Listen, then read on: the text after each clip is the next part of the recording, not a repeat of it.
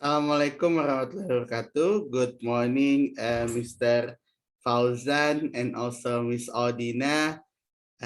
We are going to have the mid-mocking test this morning, but we are going to start the session at 5 more minutes forward. So we're gonna looking for it soon. Mr. Chris also on the way to join our room. So how are you, Miss Audina? Hi, sir. I'm feeling nervous. You're really nervous.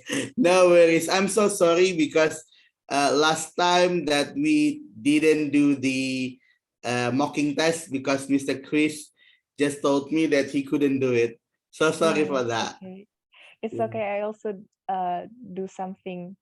Sorry, I also have something to do at that time, so I will not be able to join as Okay. well. Hopefully tomorrow, Miss Tracy also be available for our mocking test. So, Sure.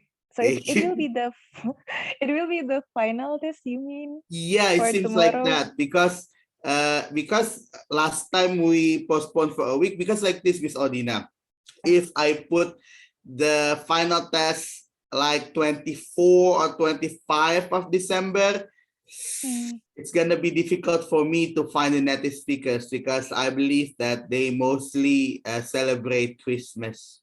So that's why Oh, I put it okay. forward. But today there will be different way to give feedback between Chris and Tracy. You're gonna see Mm, it by today. okay.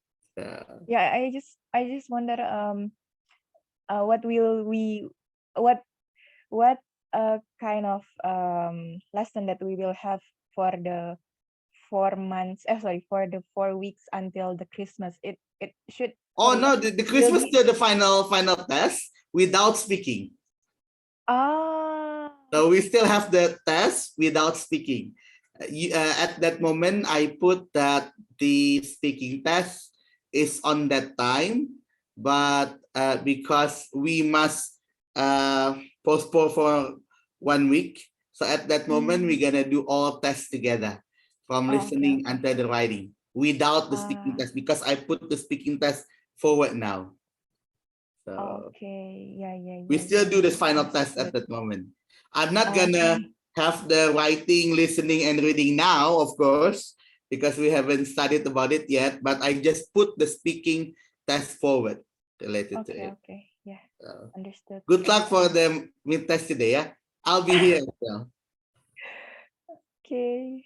Thank you. I actually okay, Chris is joining. Yeah. He's here. Hi, Chris. How are you, Chris? Hey, good morning, Dennis. How's it Good going? morning. It's going okay. How about Good. you? Yeah, I'm all right, thanks.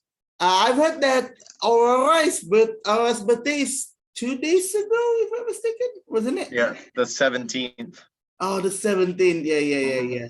So I saw your I think Yuli's Instagram or something like that. So Yeah, that's what I she heard. turned 7. Oh wow, she's big right now, 7 years old. My Yeah, son's still 4 years old. yeah, it's pretty wild. It's weird watching them grow up. Chris, it seems that when I sent you the names, there are like 13 people, but I don't think 13 people will show up. So Yeah, it's that's no problem. probably like 9 or 10 for Okay. today. Yep, So, no problem. I'm here for whatever you need me for. okay. We're going to start like about 2 more minutes. So if you want to do something else, you may. Thank you, Chris. Thanks. Is everybody here already? Not yet. No, not yet. Not yet. You've I only got, just, there's only 2 people here, huh? Or three three, people. 3 people? Okay. 3 people. All right. You just let me know, okay? Sure. All right. Sure, Thank Chris. Thank you. All right. We also have Mr. Fauzan, the one who's actually joining the trial class. How are you, Mr. Fauzan? Yeah, I'm good, Mr. Dennis. How are you? Uh, Good. Thank you for the trial session. Yes. No worries. So you actually can see how the mocking test look like because this mocking test supposed to be last week, but we move it to this day. So you actually can see how's the mocking test look like. Okay, So okay. welcome to So our class. today I'll just watch the participant. Unless if Do you the want to mocking try. Do you want to try? Oh, I don't know. I guess I'll see how the class. Okay. If you want to try, I can put you at the end. So, but if you Okay, just want to good. see, you may see how the mocking test look like. Okay. Thank you. Thank you, Mr. I'll tell you. Fauzan. We have Mr. Aryo. Hi, Mr. Aryo. Good morning.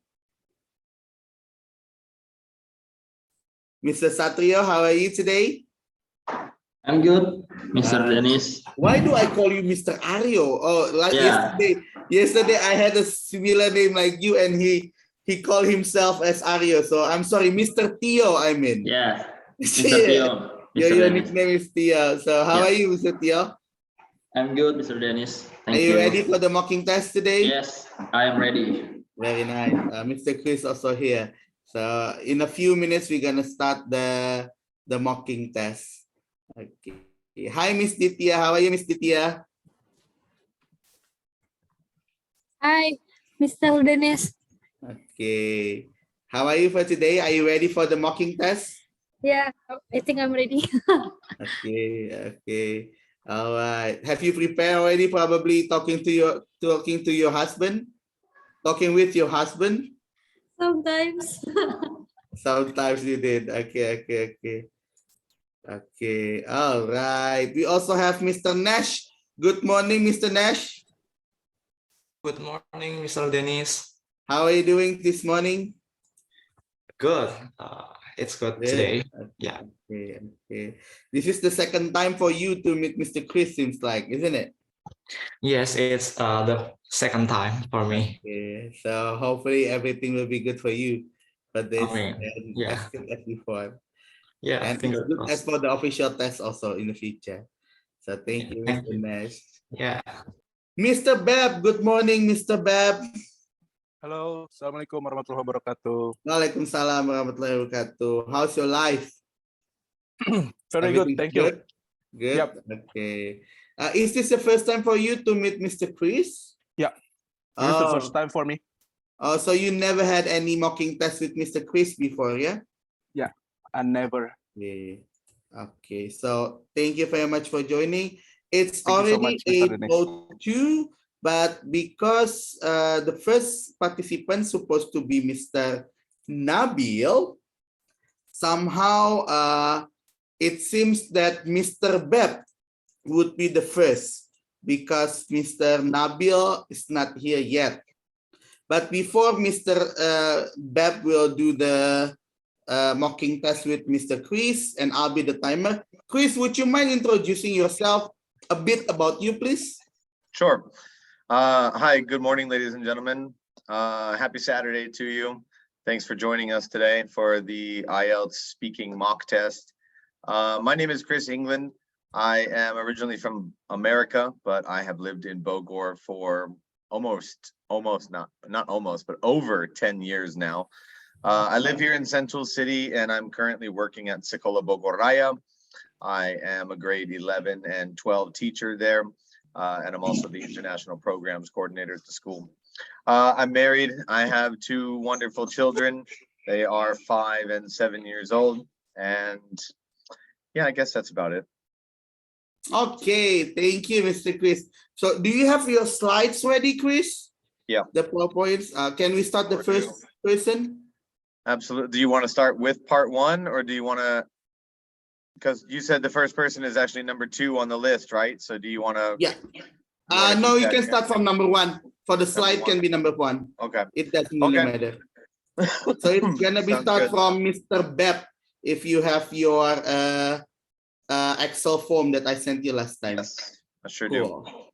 All right. So I'll put Mr. Beb together in the spotlight. Chris, you may Okay. start the test. Give me just 1 second. Let me just preface everything. I hope everybody's listening. So on the IELTS speaking test, obviously, there are 3 parts and each portion is timed.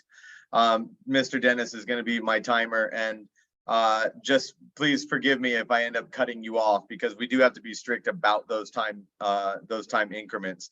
So you may very well hear me say, okay, let's move on to part number 2, like right in the middle of your sentence. And I just want you to understand that's part of the test, and that's what you're going to experience when you do the real thing. Okay, so don't be mad at me. I'm not trying to be rude, I promise. Okay. All right. Thanks, Dennis. Let's go ahead. Yeah. Dennis. Please. Okay. There you go. All right. All right. Good morning, Mr. Bepp. How are you today? Thank you so much. I'm very good, Mr. Chris. Okay, wonderful. So we are here for your IELTS speaking test. My name is Chris, and we are going to begin right away, okay? Okay. Mr. Bepp, tell me, do you use social media? Of course, I use any social media such as Instagram, Facebook, Twitter. I use that for my communication with others people. I also share any information I know, and I also get the many information from another to increase my knowledge and also to get the new activity and new inspiration because any social media give us more information. Which social media do you prefer? I mean, which site? Are you Facebook, Twitter, Instagram? Which are you most often using? I often use Instagram and Twitter because there are a separation for me to get the information. The formal information I get from Twitter, but for the many inspiration and many social life, I saw from the Instagram. Tell me, is social media very popular in your country? I think Facebook is the most popular social media because the oldest one of the oldest social media in Indonesia is Facebook, I think. Do you think social media will become more popular in the future of Indonesia? I agree with that opinion because there are many devices right now, smartphone and something and so on and so on, and it's possible to us to use and follow many social media, and also Indonesia right now have increasing the coverage of uh, the the smartphone signal. Yeah, so it's the good situation and the good atmosphere for the social media to increase time by the time. Got it. Okay, let's move on to part number 2 now, Mr. Bepp. Mr. Dennis is going to share screen with us. Of course, this is the preparation portion. You're going to have 1 minute to prepare and you'll speak for 2 minutes. And you can also make notes if you wish. You need to describe people that you know and believe to be very good parents. You should say who they are, how you met those people, why you think they are good parents, and explain what it requires to be good parents. Your preparation time begins now.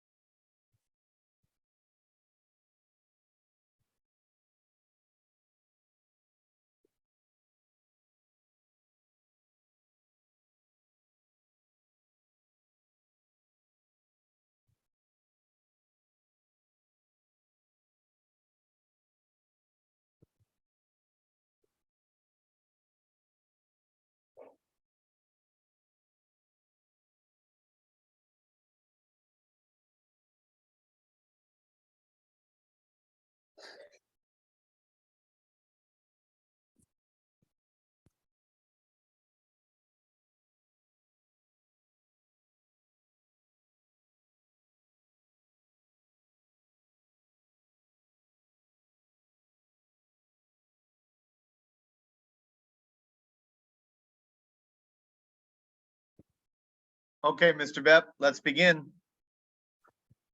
The man who I think it can be good parents is my senior office mate.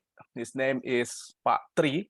We call like that because he one of the oldest people, one of these men who work in my office. I know him when I was in uh, junior high school because one of my friend, one of my friend actually his son. So I know that person when I was in junior high school. Right now, I work with him, so I'm partners of Mr. Uh, Tri, and I also work with him in another project. I think he is a good parents because uh, I saw from the personality, and I also know about the him is a have a good has a good personality and knowledge about anything. They also he also had a good attitude and good manner to work with another people. Uh, uh, but not least, he also good looking. So I think there are require for some people to get the what we call the good parents because knowledge, personality, attitude, manner, and also good looking. Good looking is not only from their face because the appearance and then also the clean and Okay, sometimes. Mr. Bepp, let me cut you off right there. We're out of time. We're gonna jump on to part number 3 now, okay? Okay, sir. Mr. Bepp, for parents, what is important when bringing up their children? The important things of the parents is we have a good knowledge and good manner because our kids will follow us, will follow our uh, manner, will follow our activity, will follow our personality, and also will follow our uh, attitude. So if we don't have a good things at that criteria, so it's impossible to our kids to see the perspective of the good parents. Do you think there should be a difference in the roles that mothers and fathers have in bringing up their children? Yeah, mothers and fathers have separate job, I think. Yeah, because mothers take in some area they must have a feminist perspective, but in fathers we got masculinity perspective. We must like sing and show to our kids how become masculine because our kids must have a two different perspective of that for the knowledge and how they will treat any people in the next time. Let's talk about discipline. Do you think it is sometimes necessary to hit or spank a child for discipline?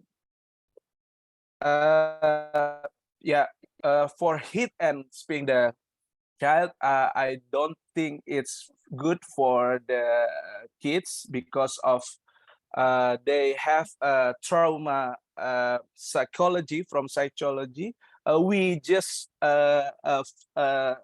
give the warning for him or her to follow our instruction by manner, by our attitude, and also by our speak. I Thank prefer. you. Mr. Beb. Okay, Mr. Okay. Bepp, we are all finished. Thank you so very much. Thank you, Mr. Chris. Thank you. Sorry for. Don't apologize, yeah, sir. yeah, Don't yeah. apologize. You Thank you you, did thank you. great. You did great. Let me give you a little bit of feedback, okay? Thank you, Mr. Where are my speaking bands? Let me open that up real quick. Okay, so Mr. Bepp, actually, I think that you did quite a good job overall. You know, there are the obviously deficient parts are sort of hesitation, sort of finding the right vocabulary to say what you want to say. But you were able to obviously hold the conversation. So you were able to speak on what you wanted to speak, despite some lapses in, you know, knowing what it was at first. What I really liked was there was a good amount of self-correction. I heard a couple of times where you were talking about Mr. Tree in the beginning, and you said something about he see, no saw. So you corrected yourself in the past tense. What I heard also when we were talking in part 3 was you paraphrasing. I asked you about the roles of parents, and you came back and said the jobs of parents. So roles and jobs are synonyms of each other. So that's a fantastic awareness of, you know, the language and the flexibility of the language, which is a great thing.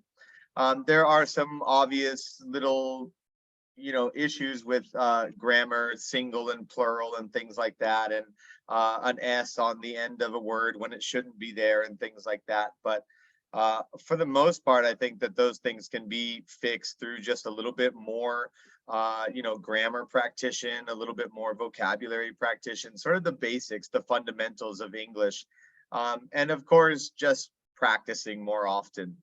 What I can tell overall, and I think that your reaction when the test was finished shows that you're sort of nervous. You're holding yourself to this idea that I don't speak English very well. And so as you're trying, I can see in your head, you're going, oh my God, I'm not doing well. I'm messing up. And then at the end, you're finally like, oh my God, thank God it's over. But this just comes because probably most days you're speaking Bahasa Indonesia. Family is Bahasa, work is Bahasa, those kind of things. So English is not used very often. And so there's not a lot of confidence with the language.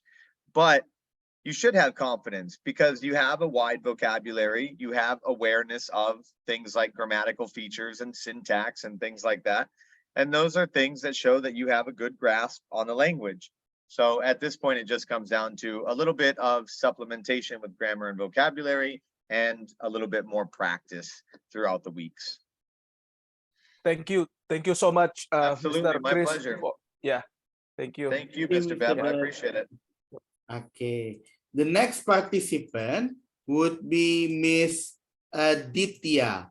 Miss Ditya is here. Miss Ditya, can you? Okay, I will put next to Mr. Chris. Mr. Chris, you may start, please. Okay. Good morning, Miss Ditya. How are you today? Morning, Mr. Chris. I'm fine. I'm good. Thank you. All How are right. you? I'm well, thanks for asking. We're here for your IELTS speaking test. My name is Mr. Chris, and we will begin right away, okay? Miss Ditya, do you like reading books? Yeah. Recently I like reading books to spend my time, especially on weekend, because I think when I read book, I have another new insights that might be correlated with my daily needs, daily business, or maybe just solve my boredom at the moment. Okay. Tell me, what book would you take on a long journey? I prefer taking a self-improvement book because most of times when I read that kind of book, I feel more relate to the things that I need in my daily life. So I think it will be so much more applicable to what really happened in what really happening in my life. So I enjoy that more. How easy is it for you to read books in English? For books like several books that use easy English, I don't have really much difficulties on understanding the book. But for like novel book, like literature, I don't think they use pretty harder language. So I have much more difficulties on understanding that kind of book. What kind of people like reading and what kind of people don't like reading? I don't think it's pretty hard to differentiate those of people, because reading itself, for now, we cannot really define reading means just reading a book, because we really have many other source of learning, and we can also easily learn and read from internet, like read article or something. But maybe one thing that I can assume that will be a trait from the ones who love reading. They really easy to analyze a problem based on logical sense. So they don't really they don't easily being followed by the wave of social media, for the example, and they can be more logically to face a problem. Okay, very good. Thank you. Let's move on to part number 2 now. Mr. Dennis will share screen with us. Remember, you have 1 minute to prepare and you can make notes here, okay? You are going to describe a famous food from your hometown or country. You should say what it looks like, what it tastes like, when and how it is usually eaten, and say why you think it is famous. 1 minute to prepare begins now.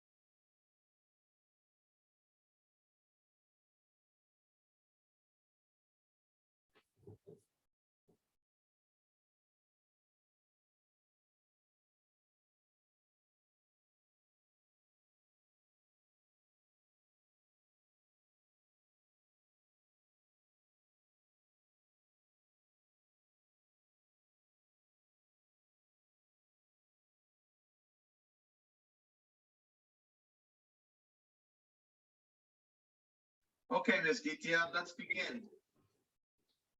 Okay. What food that is famous in my country? I can say it is fried rice.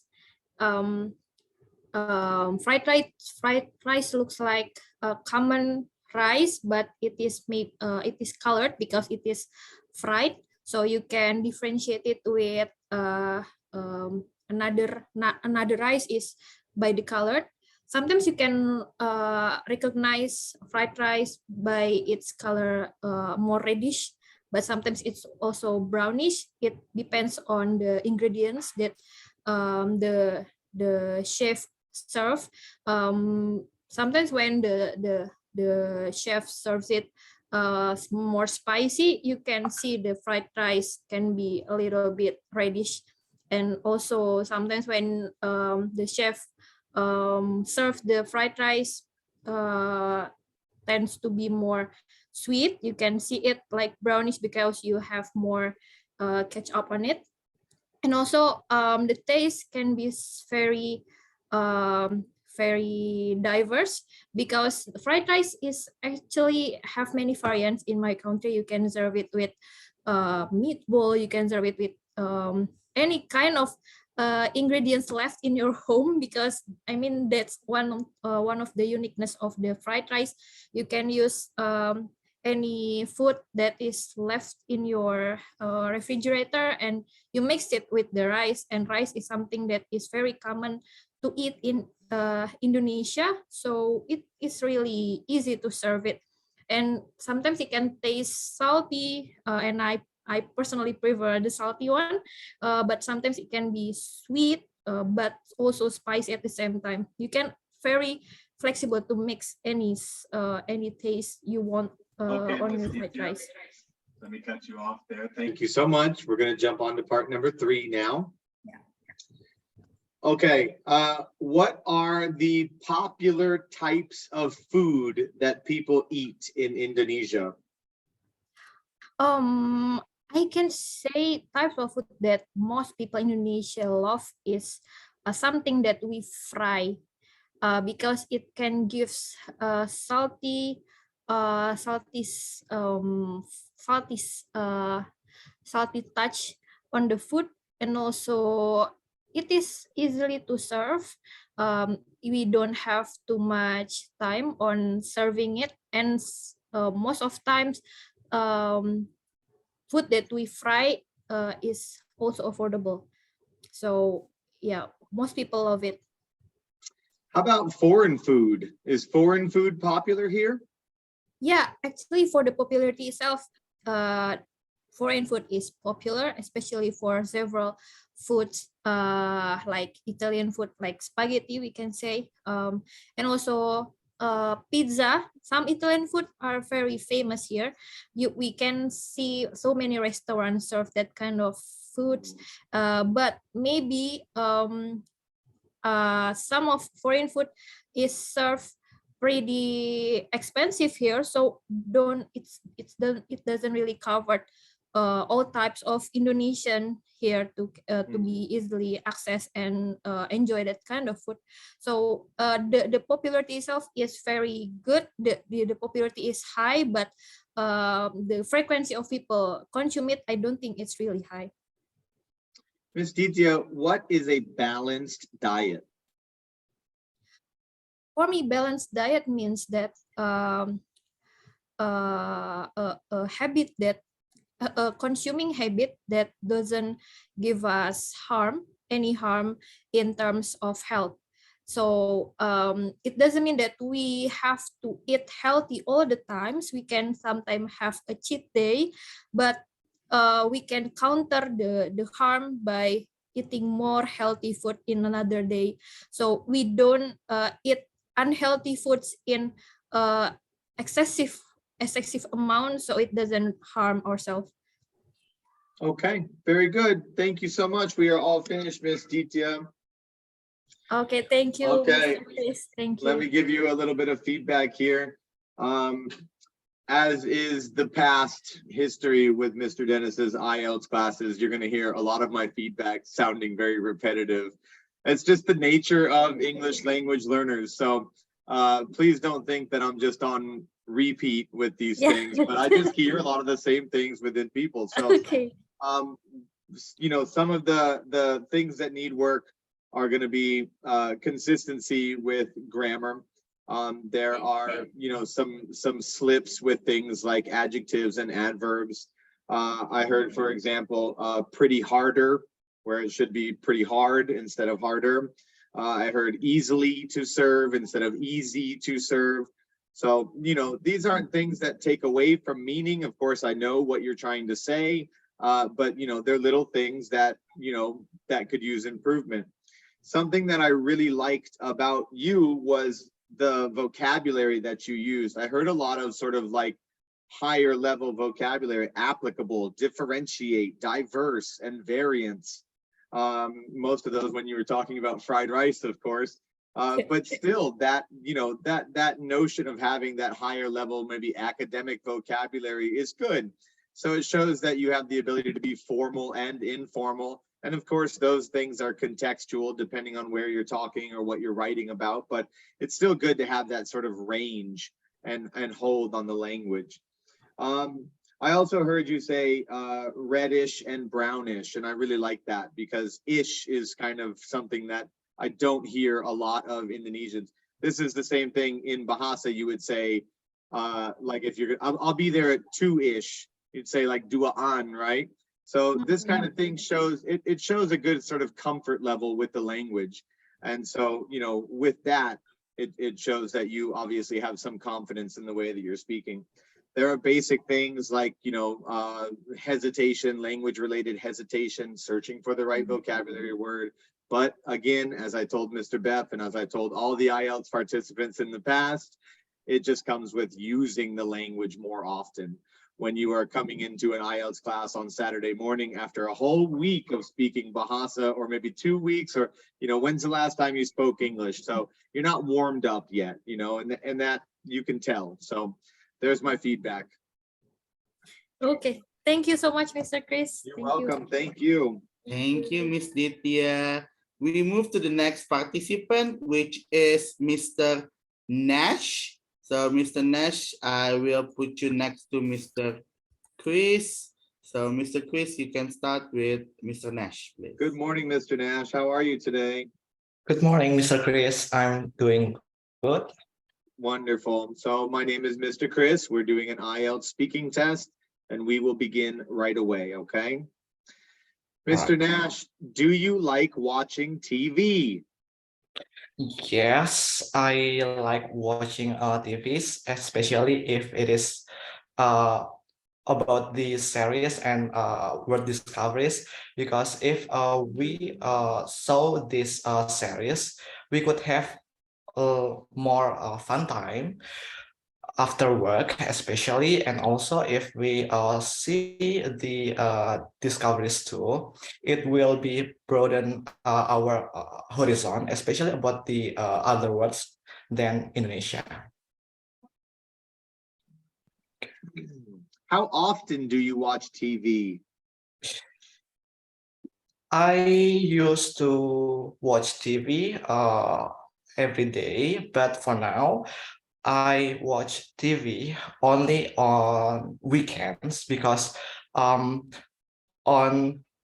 weekdays I work overtime in daily, so there is no time to me for watching TV. What are the most popular TV shows in Indonesia? I might say that the most popular show in Indonesia is about this series because it stream in the evening especially, and the time is just right precisely with people when they go home at home, and then the series is being streamed, so people could see it and feel the emotion after work, and also it's about the fun time after work. How often do you read, Mr. Nash? I read every day, especially about the journal, because my work is relates to the research. And also, I also read another things like books or article in the weekend to explore more about interesting things or insight. So I will get a balance between the self-improvement and the knowledge I want to improve for work. Do you ever read any fiction? I read fiction books. It's called the Rainbow Squad in Indonesia. So it's about the adventure for several children in Belitung Islands. And Okay. this kind of book is very interesting, especially to describe the like a culture of Indonesia and then their scenery. It's really interesting to be read. Excellent. Okay, let's move on to part number 2, Mr. Nash. Mr. Dennis will share screen. You have 1 minute to prepare. You can make notes, and then you'll speak for 2 minutes. Please describe a friend who has played an important part in your life. Tell me how you met this person, how long you have known him or her, the kind of things you do or have done together, and explain why this person has been important in your life. 1 minute to prepare begins now.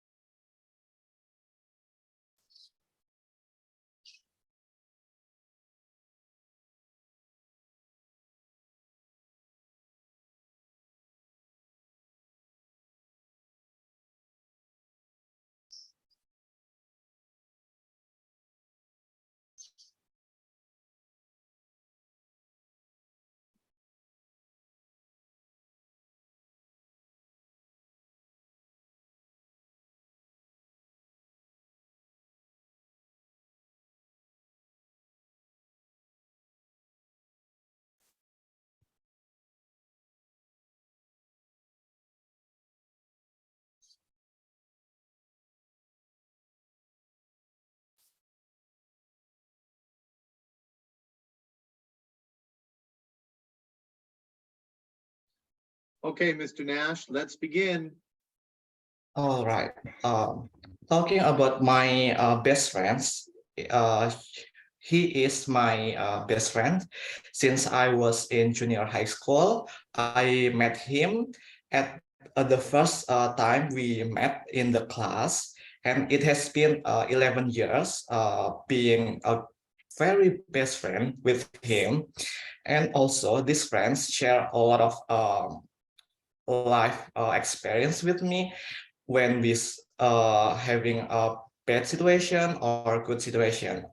And also the one of the most interesting thing is we used to have a goofy around and at the junior high school we were playing in the field together, and then we talk about the other students that is in the other building at that moment. And also in the sad moment, we could have a talk. At that time, we could met, but in this recent time, we also had communication using a phone by telephone. So in this time, we share a story about our life and how we encourage each other to uh, to have a better life. And also, the most important things I want to say about him is he is always be there for me, and I think that this is what kind of friend are for, because if we have such kind of friends, Okay, so Mr. Nash, let me cut you off right there. Thank you so much. Let's jump on to part number 3 now. Mr. Nash, what is important about having friends? the most important thing about having friend is to have someone who we could share some or part of our life with him or her, so our voice could be heard, especially uh, when we are having a sad moment or desperate moment. So we have other back to land, so we are not going this moment alone. Would you like to have just a few very good friends or lots of just friends? I am kind of close person, so I will choose a few people to have me closely when I having a bad moment, I only could share with that person. So in the other person, I just only share a few things about me. If you had a problem, would you go to your friends or your family, and why? It depends on the situation. If it's about the family, especially I won't talk about it to my family. I will share a little bit about my friend, but I will disclose some information to him or her because it's very sensitive. If they know that it's a person they know it well. So, but in the opposite, if it's about my friends, I could have some insight with my family, so I could have how to treat them good. So, Do you think, oh, we're all finished. Okay, thank you yeah. so much, Mr. Nash. I appreciate your time. Let me give you a little bit of feedback, okay? Okay, so what I'm hearing is a lot of hesitation, a lot of uhs and ums and uhs and ums. And of course, that comes from my previous feedback, like I said to Ms. Dicha and Mr. Bepp. It comes with familiarity and confidence and comfort in using the language. So I'm guessing that English is not used by you very often. And so now here you are on Saturday morning being put on the spot, having to use English, and you're trying to recall all of that grammar and vocabulary. You have an awareness of it. There's been a lot of sort of self-correction. You're saying a word and you're going, oh, that's not the right one. Let me back up and say another one. And that shows a good grasp and awareness of the proper use of the language. So just practicing more often, I think, would help to reduce the uhs and ums and help reduce the self-correction. That being said, there were some good moments where you were able to sort of paraphrase yourself. The syntax that you let it out in wasn't necessarily correct, but it was interesting to hear you saying a word and then saying another word that sort of means the same thing, but it's like a higher level or maybe a more appropriate choice for what you're talking about. So again, this all goes to speak for, you know, a clear awareness of the language, but the big sort of, you know, present issue is comfort and confidence. So practicing more often, and of course, basic things like grammar and vocabulary work. There were quite a few lapses in things like grammar. I heard things like if we saw, weeks, days, in daily time, those kind of sort of phrases and euphemisms and things that the meaning is clear, but the actual language itself is not necessarily correct. So there you go, Mr. Nash. Thank you so much. You're welcome. Thank you. Thank you, Mr. Nash. Okay, the next participant would be Miss Kim. So, okay, I'll put you next to Mr. Chris. Please, Chris. Hi, Miss Kim. How are you today? Kind of boozy, but is that right? Okay. Well, I certainly hope it gets better for you. My name is Chris. We're going to do your IELTS speaking test and we'll begin right away, okay? Okay. Miss Kim, where is your hometown? My hometown is basically the capital city of Indonesia, which is Jakarta. I was born and raised just here, so in the city. So I actually live, I would say I have a second hometown, which is in Lombok, where I probably raised early there. Yeah. Are you still living in Jakarta currently, or are you elsewhere? Yeah, I'm still living in Jakarta. Okay. How often do you visit Lombok? Well, not so often, but I Do you do have family there still? Yeah, I Okay. do still have a family there. Okay. But you don't visit too often? No, I don't visit too often. When I was a little, so I usually visit like 3 months. Mm-hmm. Yeah, 3 months, or just like 4 months. But now is the recent one probably like a year ago. Okay. Well, let's bring our focus back to Jakarta then. Yeah. Tell me, how many people live in Jakarta?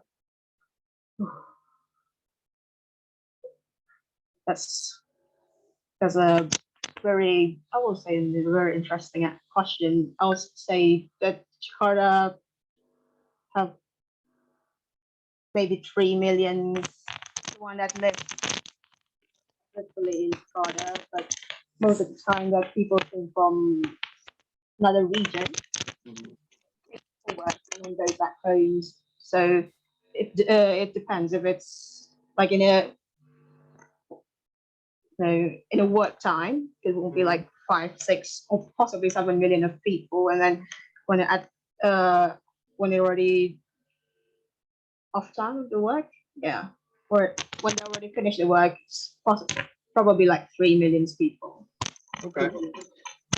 Let's switch gears and talk about your favorite teacher in high school. Who was your favorite teacher? My favorite teachers would be my French teacher. Yeah. Her name is Miss Anaya. She's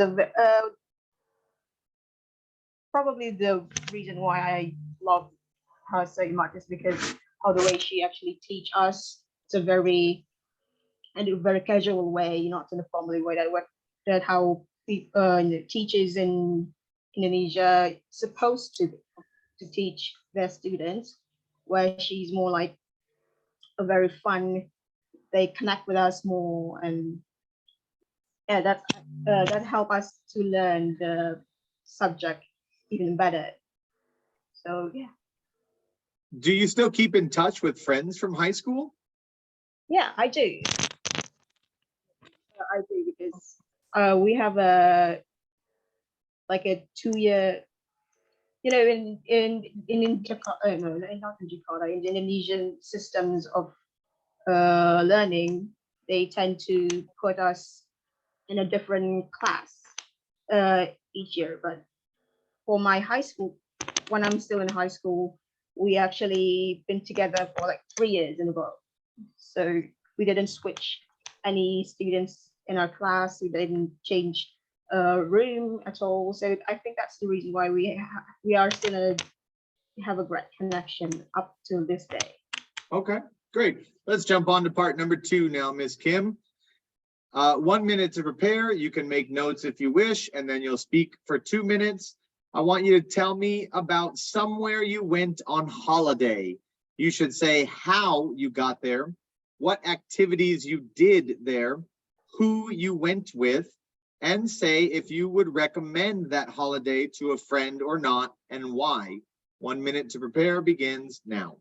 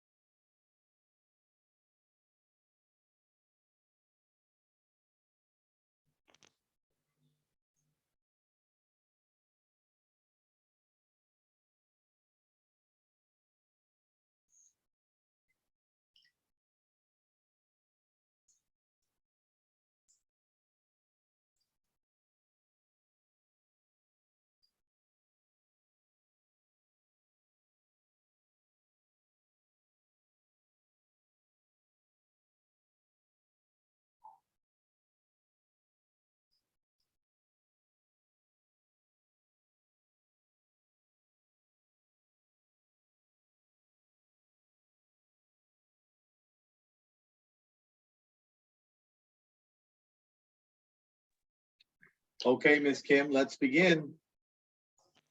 Yeah, so I went to Hong Kong like 3 years ago, and it is so much fun. I went there for learning more about the cuisine, especially the street food there, because it's very recommended for tourists. And I went there, actually, I went there alone. Yeah, I went there alone because I have much more freedom that way. And yeah, the scenery and the food itself, which is the aim that I actually went there for, is probably the best thing that I could ever experience. The street food, if especially if, and I actually really recommend people to go travel to Hong Kong because uh, you know again with the scenery, it's a different kind of scenery as to what you could actually find here at Jakarta, and also food wise, it's totally different.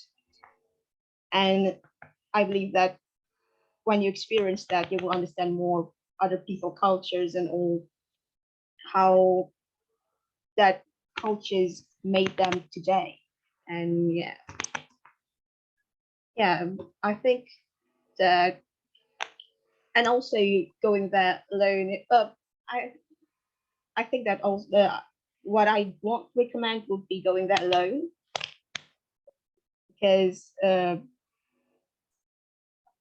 you know it's well it's kind of well streetwise. They have sort of minor criminal activities there that you need to be cautious about since it's Okay, Ms. Kim, thanks so much. Let's jump to part number 3. yeah. Tell me, why do people go on holiday? What was the hassles of working? You tend to get stressed with job and responsibilities there, and going for a holiday, even though it's 1 day, 2 days, or even a week, would help to reduce that stress level that you have at the time. And I mean that going on a holiday doesn't mean that you have to go outside too. You can just have holiday at home, that kind of self-healing in a way. It's good not for just your mental health, also for your physical health as well. How important is it for families to go on holiday together? I would say it's important, especially if the family doesn't have time together quite often, because you don't talk too much with each other. That will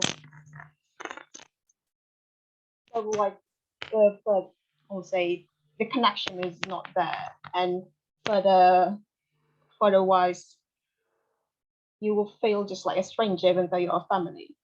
So having fun together, having a holiday together as a family, in my opinion, is important based on experience. What kind of holidays do you think will be popular in the future? Oh yeah. I think what will be popular in the future will be virtual reality.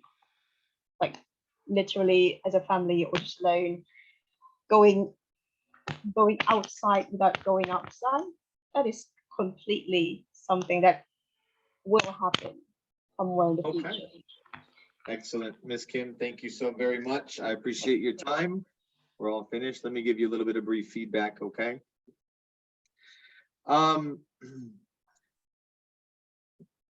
Clearly there's like a colonial accent there. A touch of British, is that right?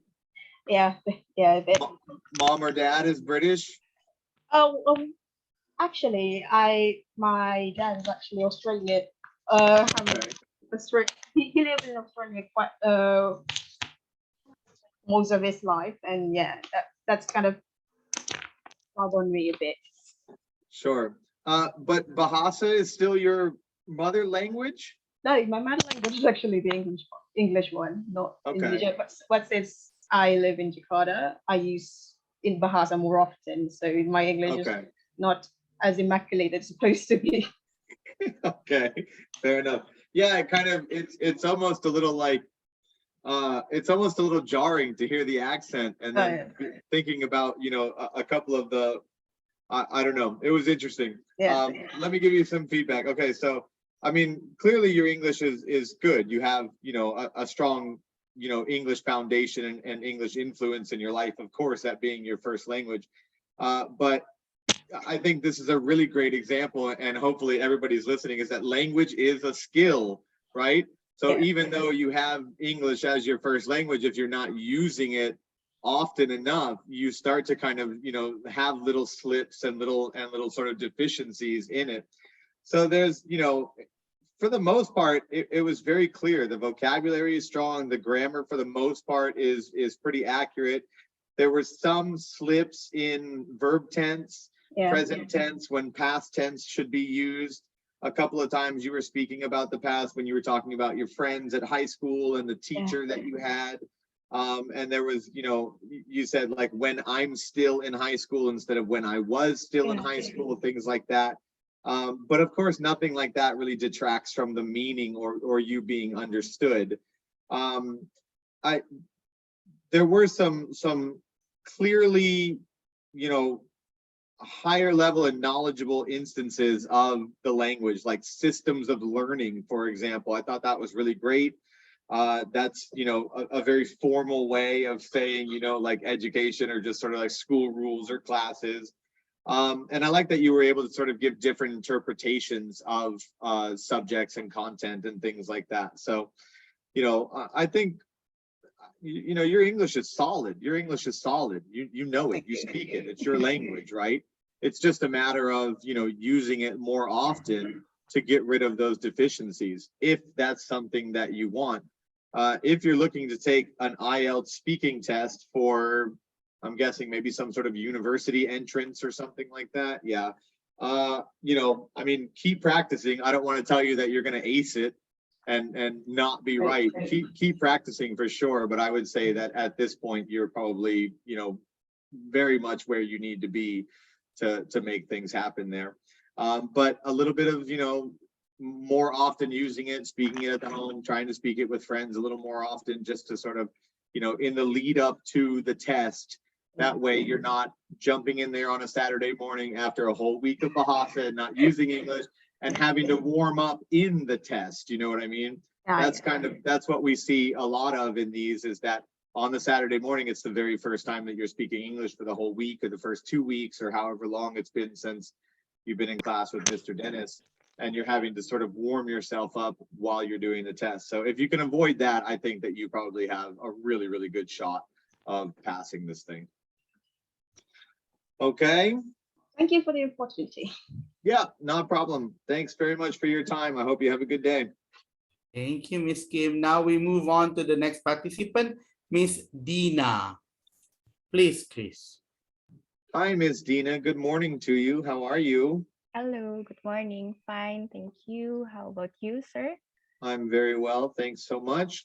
This is your IELTS speaking test. My name is Chris. We're going to begin right away. Miss Dina, when you are writing, do you prefer a pen or a pencil? I prefer a pen because when I decided to write anything, by using a pen, I feel like it's solid, that it cannot be erased. That's why I prefer to use a pen. When was the last time you bought a new pen? I actually cannot remember because the office provide me a pen, and that's why I don't. Me too. Yeah, I didn't have much time to buy a pen. Okay, fair enough. How would you feel if someone gave you a pen as a gift? I think if someone gave me a pen, but a spatial pen, which is sometimes there is a limited version of the pen, you know, that consists of a solid how to say it, consists of I don't know, it's a pen that we use for signing paper. It's not a usual pen. I feel like it's an honor for me to receive that because the price is expensive, and it's difficult for me to find that kind of pen as well. Let's switch gears here. Tell me, do you like water sports? To be honest, I don't like water sport because I cannot swim. But when it comes using the safety guard while playing with the water sport, I feel like I am safe there, and there will be no problem for me to play with the water sport. But in terms of diving or snorkeling, I guess I'm not that good on that type of sport. What kind of activities do you do to stay healthy? Recently, I do intense drumming. Sorry, I don't know if it's familiar or not for you, but I call it cardio intense drumming. It's a part of combining we use the stick and we how to say, we do the drum, and there's an instructor in front of us, guide us with some of activity, and it seems for me really enjoyable because I like music so much, and by experiencing this kind of sport, I feel like I don't give so much effort on producing the reducing the calorie. Sure. Okay, excellent. Ms. Dina, let's move on to part number 2. Mr. Dennis will share screen with us.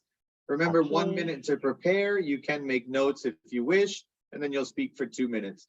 Please describe someone who has had an important influence in your life. You should say who the person is, how long you have known him or her, what qualities this person has, and explain why this person has had such an influence on you. 1 minute to prepare begins now.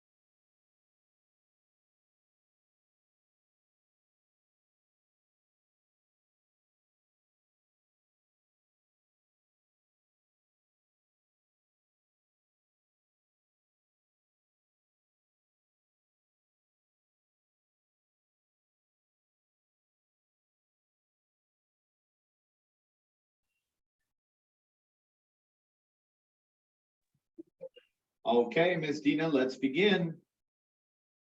Okay, someone that has an important role in my life is my father. I have known him for 28 years, and he is a lecturer in the Bogor Agriculture University. He is lecturing sociology, and the reason why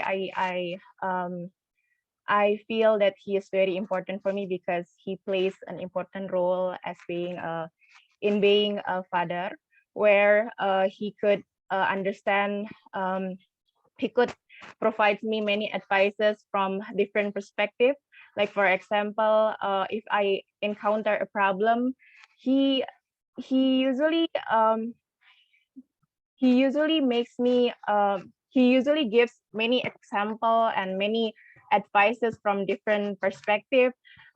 He tells me to considering a lot of aspect, not only about not only uh, not only not only focusing on my emotion, my yeah my what are the things that I see, but he also he also asked me to consider what is unseen behind what is happening. And I think um, that's also the reason why I want to be like him. I want to be a lecturer in the future. I feel like by being a lecturer, I could have a lot of learning processing in the academic institution. That's the reason why probably he also gives me a lot of different type of perspective in my problem.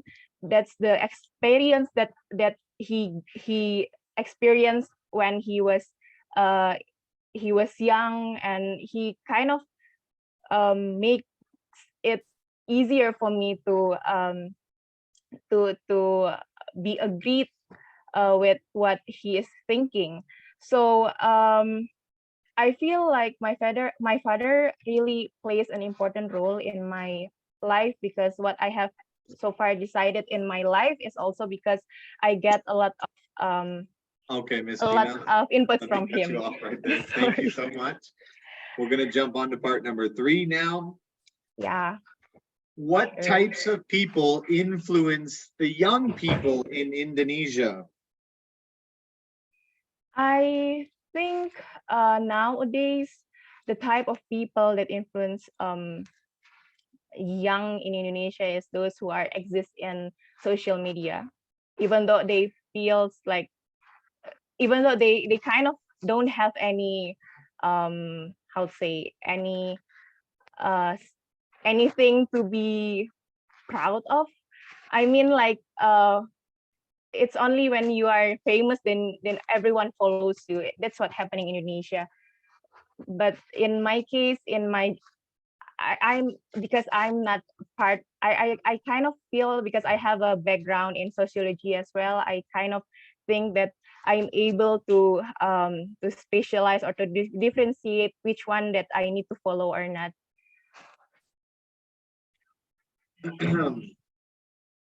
What type of people do you think are the best kind of people to influence young people's behavior?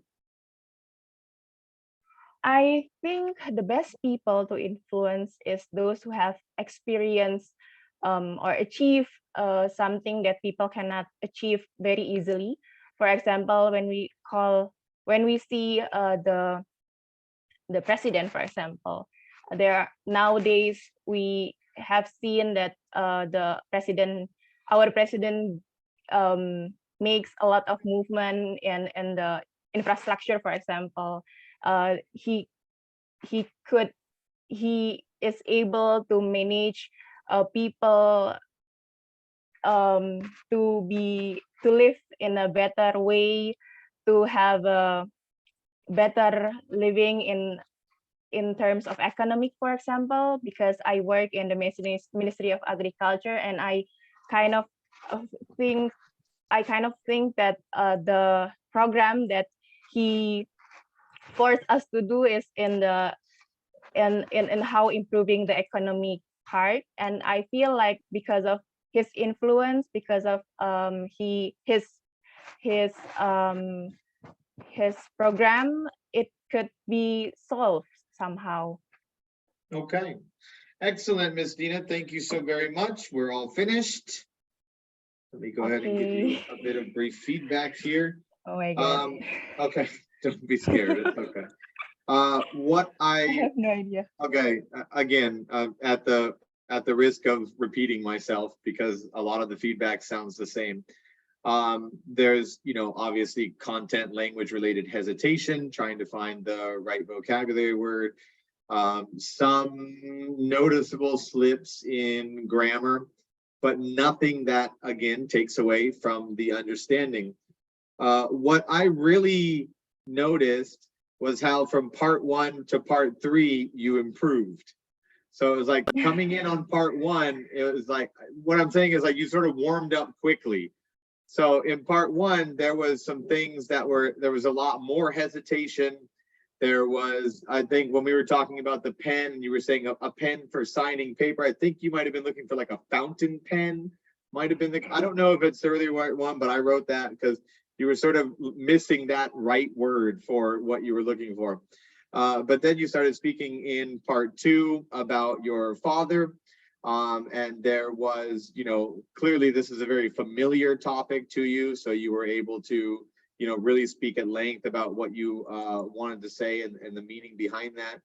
And then here in part 3, not a whole lot of hesitation, pretty much speaking, fluently for the most part, some self-correction. You were talking about, the economy and economics, and sometimes those two word forms, the verb form or the noun form was getting mixed up a little bit, but again, nothing to detract from meaning. So what this shows me is that, clearly you have a very solid foundation of English, and you just need to, warm up, and then you can start to really see it. So again, leading up to the real test or the final test here with Mr. Dennis, you need to be practicing English a bit more often, so that way you're not warming yourself up in the actual test, and you're bound to get better marks. Yeah, that was pretty much it. I think overall it was a very good job. Okay, thank you, sir. You're welcome. Thank you. Thank you, Miss Dina. We move on to the next participant, Mr. Fatur. Are you ready? Okay, let me put you next to Mr. Chris. Please, Mr. Chris. Good morning, Mr. Fatur. How are you? I'm very well today, sir. I'm terribly sorry in advance because there will be some noises in my background voice because I'm in event right now. So sure. I'm terribly sorry. We'll do our best, no problem. We're here for your IELTS speaking test. My name is Chris, and we will begin right away. Mr. Fatur, how important is the internet for you? I think the internet is very important to all to me particularly because I'm a lawyer right now, and my current job is doing some research in current legal issue. So I need to be updated about how legal issue um, how some law is issued right now. So I'm doing internet often. Do you think you use the internet too much? I think so because in my current job, as I said before, I'm using internet so much, but it sometimes takes me too much internet because in my free time I also use internet. I'm watching YouTube, in particularly. I'm playing games. I'm playing online games. So I think the internet will affect me, affect my free time. Tell me some of the negative things about using the internet. As I said before, free time for some people is important. Is important to get some healing, to get some free feeling that people need. But with the internet, people often use it so much because there will be a smartphone, there will be a phone in our hand, so we are not really enjoying our free time. Okay, very good, Mr. Fatur. Thank you. Let's move on to part number 2. Mr. Dennis will share screen. You have 1 minute to prepare. You may make notes if you wish, and then you will speak for 2 minutes.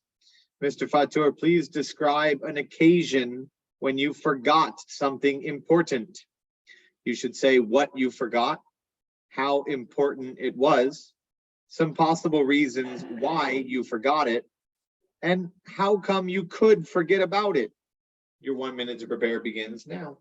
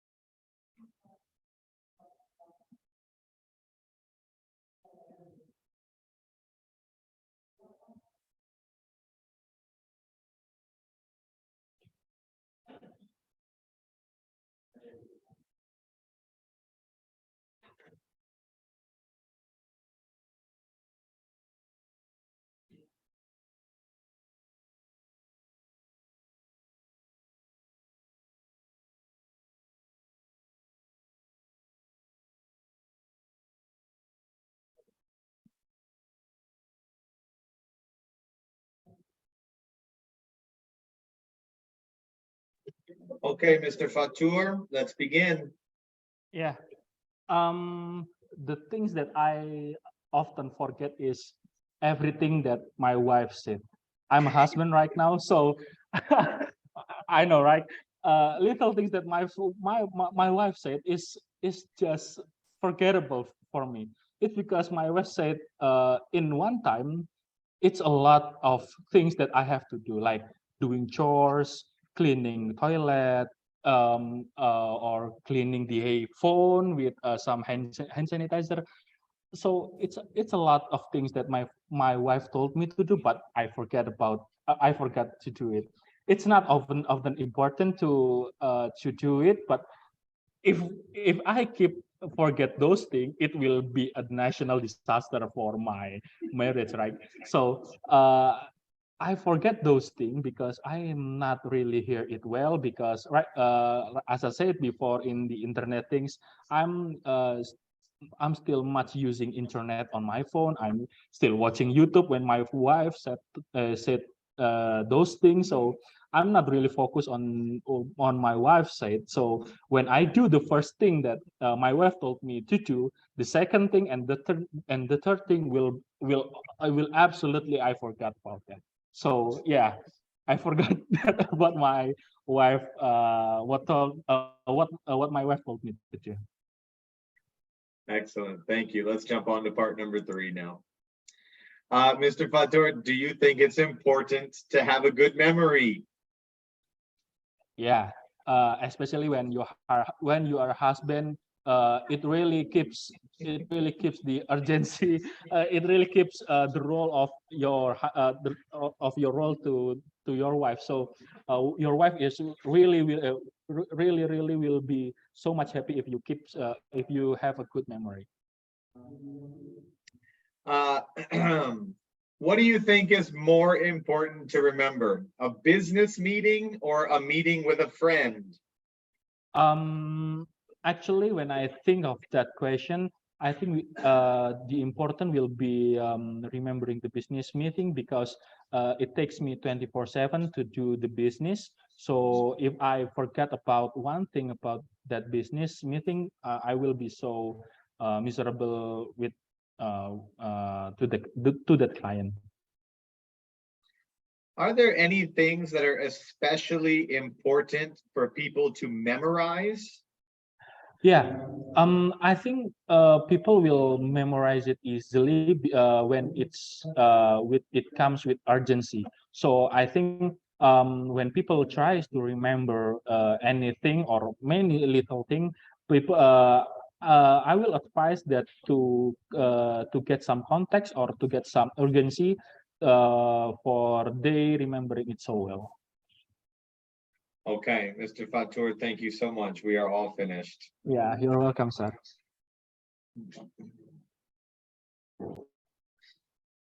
Okay, so still laughing about that wife thing. I know exactly what you mean. I know exactly what you mean. All right. But you know what? This is actually a really good thing is the use of humor. When you can, if you can joke, if you can be funny in another language, it really is a very good sign that you understand the language or are confident with the language. So I really like that, actually. I know that you might not have been trying to be funny, but it came off that way. And when you talked about, after you forget a couple of things and then it's a national disaster in the house, that little use of like a euphemism, like a metaphor, is a really great indication of sort of, a good handle on the language. That being said, there are quite a few slips in things like grammar and syntax. And what I noticed a lot was like collocations, which is word pairings. So for example, in the beginning, you said doing internet. So this is not the right verb form for internet. We don't do the internet. We maybe, the colloquial version would be surf the internet or just use the internet, but we don't do the internet. I heard things like, it takes me 24/7. 24/7 is a great expression, but takes me 24/7 is not the correct collocation.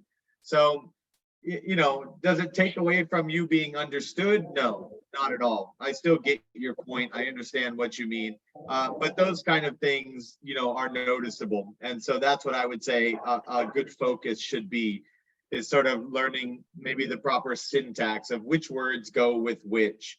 And that would make your English sound a lot sort of cleaner, just sort of, like you have a better handle on it. But that being said, I can't fault you for the use of humor and the use of those metaphors and euphemisms. That's a really great sign that, you're comfortable and confident in using the language. So well done. I really like that. Yeah, thank you for your feedback, Mr. Thanks, Mr. Fatur. Thank Thank you. you, Mr. Fatur. The next participant, Mr. Tio, I'll put you next to Mr. Chris. Please, Chris. All right. Good morning, Mr. Tio. How are you today? Morning, Mr. Chris. I'm doing great. Thank you. How are you doing? I'm well. Thanks for asking. Yeah. Okay, so we're here for your IELTS speaking test, and we will begin right away. Mr. Tio, how do parents choose the names of their babies? Well, probably parents will search from the internet, or they will ask from their parents before. And I think the parents will combine the name from internet, books, or a parent's name into the name or their baby's name. Does your name have any special meaning? Yes, of course. My name is Satrio, means kind of Superman. Satrio means Superman in Indonesia, Okay. and probably my parents would make a wish. I would be a superhero in the real world right now. Very cool. Yeah. Is your name common or is it more unusual in Indonesia? Probably it will be common in Javanese. Because, Okay. yeah, in Java Island, sorry, and because my name is come from a Javanese language, so Javanese maybe would know the meaning for my name, but in Indonesia overall, I don't think so. They will understand about my meaning. My name is my name meaning. Sorry. Okay. Yeah. Let's switch gears and talk about photos. What type of photos do you like taking and why? Actually, I don't really like take photos because some things is privacy for me. But I take photos for sometimes I take photos when I was make a meeting with my friends or my colleagues. So I think it's such an honor for my friends to take photos. So I take the photos and upload it in Instagram, kind of that. Yeah. Do you like it when people take photos of you? I don't think so, because again, I think my life is privacy, so I don't really like when unknown people take photos about me without permission. So I hope they would understand about my concern. So. Very good. All right, Mr. Sadrio, let's jump on to part number 2. Mr. Dennis will share a screen with us. 1 minute to prepare. You can make notes if you wish, and then you'll speak for 2 minutes. Mr. Satrio, please describe a news report that you have recently heard or read about. You should say what the story was, how you heard about the story, when you heard the news, and explain your reaction when you heard the news. 1 minute to prepare begins now.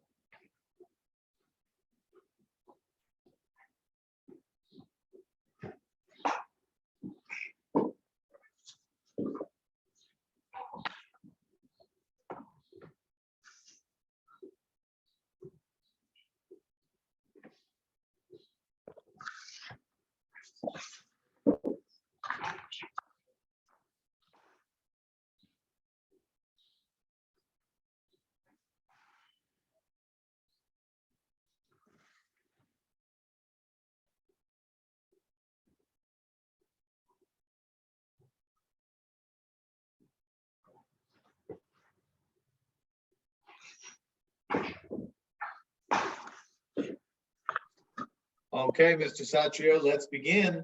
Okay, I will talk about Gojek Tokopedia layoff in yesterday. So I just heard that Gojek Tokopedia, one of big tech company in Indonesia, just lay off their employees for 12% or 130 employees. So it's a big news for me and for people in Indonesia because we know it. Gojek and Tokopedia is known as a super big company in Indonesia, and what I know is Gojek and Tokopedia just lay off their companies, their colleagues or employees because of a lack of a business or profitability business in past years. And for respond the instability economic in next year, they just laid off their employees. And I just heard this story from Twitter just yesterday, and just last night I just heard it, and it's quietly surprising. It surprised me because my wife is just work in Gojek Tokopedia also. So it's quite it makes us anxious because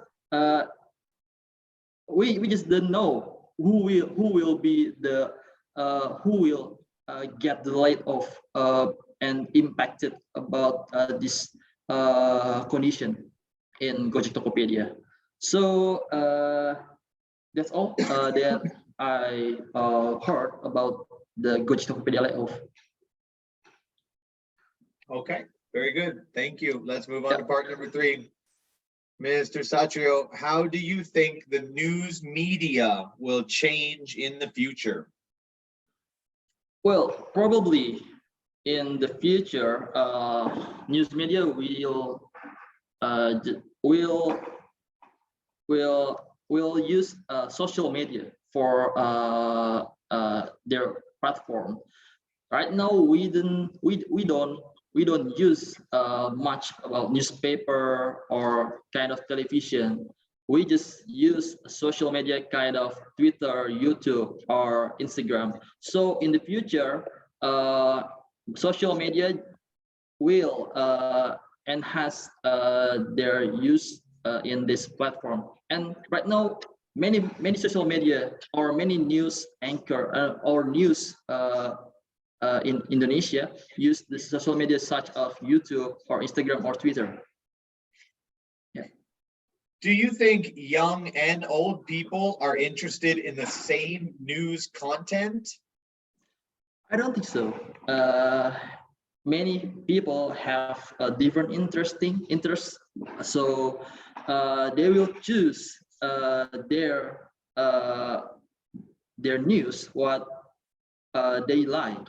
So related to the social media can give people news that will match to their interests. So I think it will be revolutionary in social media or news that can be match the people interest to the news that people will love. Yeah. Do you think the internet influences the way people read? I don't think so. In my opinion, people just use internet for kind of comedy or kind of watch film or do something fun or entertain entertain yourself. So internet is not related to the activity of read, especially in Indonesia. So overall, I would say internet not too related to reading interest in Indonesia. Excellent. Thank you so much, Mr. Satrio. We are all finished. Thank you, Mr. A bit of brief feedback here. Okay. All right. So there are, some sort of glaring errors in grammar and syntax and things like that. Some confusion in the difference between single and plural nouns and, verb forms and things like that. Some confusion with things like present and past tense and things like that. Some mispronunciation. I think you were talking about your colleagues earlier, the people that you work with, and you said your colleges or colleagues. Yeah, that kind of thing. The hard G versus the soft G. But these are just little things. Sometimes they can cause confusion. Things like colleague and college, because they're so close, but they have totally different meanings. Those can be a little bit confusing, but the differences in single and plural are just sort of, common things when speaking to an L2 speaker. But still could use some supplementation in grammar and, those kind of basic foundational things when it comes to the mechanics of the language. What I really did like was, sort of a willingness to speak. Clearly, there's a good grasp on English. There's sort of a variance in your vocabulary and things. A good awareness of the language too. Lots of self-correction. While lots of self-correction might not necessarily be a good thing, the fact that you are self-correcting shows that you understand that mistakes are made and that there's a different way to use that. And so again, at the risk of repeating myself, I wonder if it's just, being comfortable with using English. Every day is Bahasa, every week is Bahasa, and then all of a sudden here on Saturday, you're having to do an IELTS speaking test and you're not warmed up. You're not, it's not in practice. And so using it more often might help to eliminate some of those little inconsistencies in your speech. Other than that, I mean, I think it was great. I like that, when you're talking about things that are familiar, you have a good grasp on your vocabulary. Things that are unfamiliar, and you're sort of searching around for the word and things like that. But, these kind of things come with the territory. So overall, I think it was a pretty good job, Mr. Tio. Thank you very much, Mr. Chris. Thanks, no problem. Thank you, Mr. Tio. Next, we go to the next participant, Miss Fira. So I will put Miss Fira next to you, Mr. Chris, please. Hi, Miss Vera. Hi, Mr. Chris. How are you today? Little bit busy, but it's wonderful. Okay, good. So this is your IELTS speaking test. My name is Mr. Chris, and we will begin right away. Ms. Vera, what games are popular in Indonesia and why? Actually, I'm not a big fan of games, but as far as I know, I saw my friend play game like Mobile Legend, and they really like this game because the visualization of the game is good, and the game have a story, and some famous people become a dubbing in the game.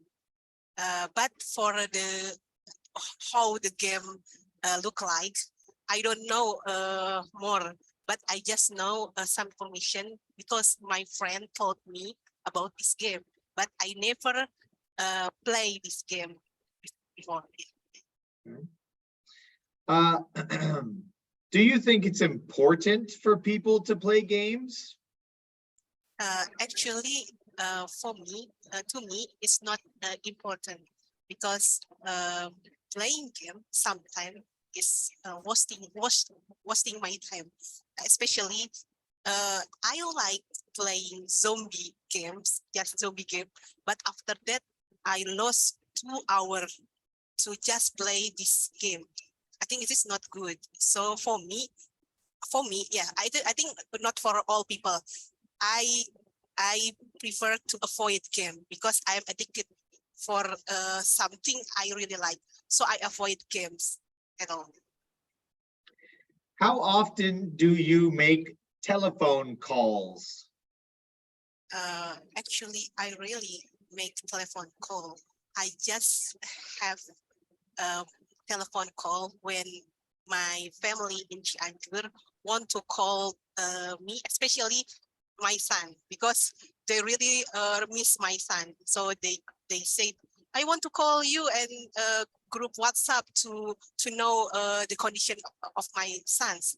But after that, I really doing a telephone call for other people.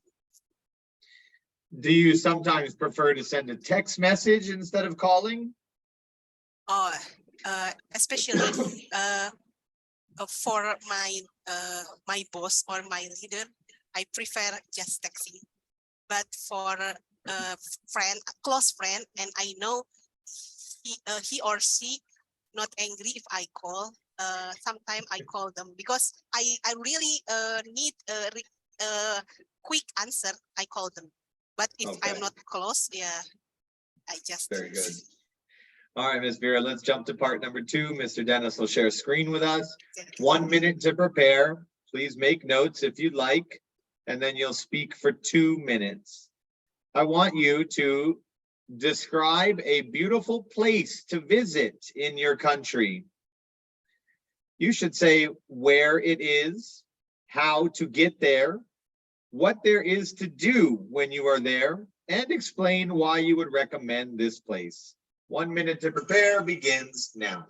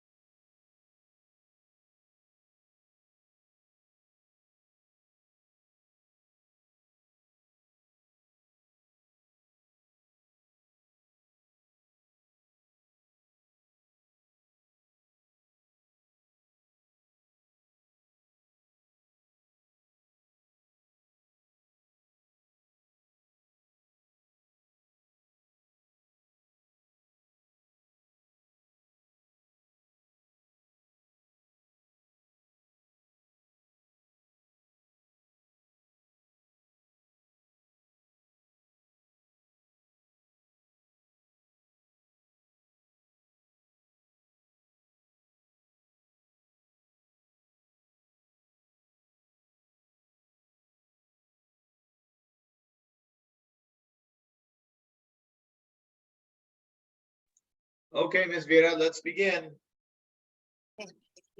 I want to share my dream place. I want to go to this place because this is the beautiful natural place, beautiful landscape. Actually, the, the tourism. This is the tourism place in Japan. I think everyone know about the Fuji Mountain. Fuji Mountain is the great place if you can have time or have budget to go to Japan. Fuji Mountain is the best destination to tourism in Japan.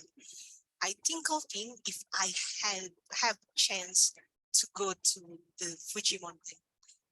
Actually, if you from Indonesia, if you want to go to Fuji Mountain, you must take a flight around 8 hours to the Tokyo airport, and after that you have a train. I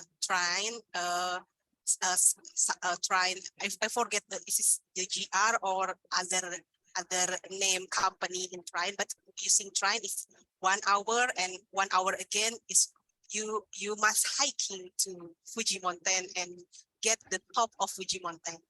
Actually, I never have experience to go to Fuji Mountain, but my friend, because he internship in Tokyo, he had experience to hiking in Fuji Mountain in winter season, and I really recommended this place because this is a beautiful place. If you like to take a photo, you can get a beautiful photo in 4 season.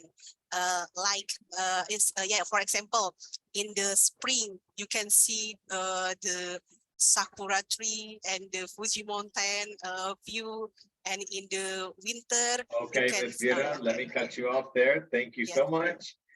Let's move to part number 3 now. Ms. Vera, why do you think people like to travel to different places in their free time? Actually, I think they have some reason, such as first, they need to have refreshing from the job because the job have so much stressful thing and so much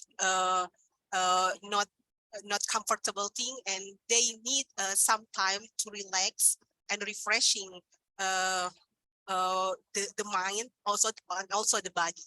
And second, also I think it's about hobby. Uh, yeah, in my opinion, yeah, because I really like traveling, with friend and without friend. Because in Japan, sometimes I traveling with friend, but mostly I traveling alone. But I really like to traveling, especially for the beautiful landscape place. And another, I think they want to know a journey about some place and make some information like a traveler blogger or a traveler review like that. How do you see tourism changing in Indonesia in the future? As far as I know, because the COVID-19, I think the tourism more selected to choose a place, especially for when Bali have a high COVID rate. Tourism avoid Bali and find another place. But after the rate COVID in Bali decrease, some people come back to Bali. But yeah, I think because the COVID pandemic, I think some people change behavior to go to some place, not because the place is beautiful, but also the place is safety or not. Why is it important to protect the countryside? In my opinion, it is really important to protect our identity country because I think a lot of ideology from another country. I don't say this is not good, but I think it is not suitable for our country, like LGBT. LGBT is not the identity. LGBT is not identity from Indonesia, and also for home, I think for all LGBT, I think it's not good, and also for porn. Porn is not identity for Indonesia, so we must avoid that, and we must protect our identity from Indonesia. Okay, very good, Ms. Vera. Thank you so very much. We're all finished. Okay, let me give you a little bit of feedback. You're improving. Thank you very You're much. improving. Your fluency and your coherence are much, much better than the last time that I did an IELTS test with you. So well done on that. It seems to me that you've been practicing. So that's a great thing. There are, lots of little sort of grammar and vocabulary mistakes. But your understanding, like my understanding of the points that you're making and things is becoming a lot easier. So you're getting a handle on those things. Some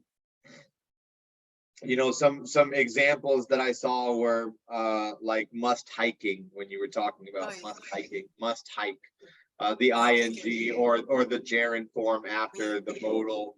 So there's some when you talk about gerunds and modals, you're talking about not basic grammar, but maybe sort of more intermediate grammar. So it feels like you're ready to sort of start really studying, and moving toward that intermediate grammar, or maybe lower intermediate grammar.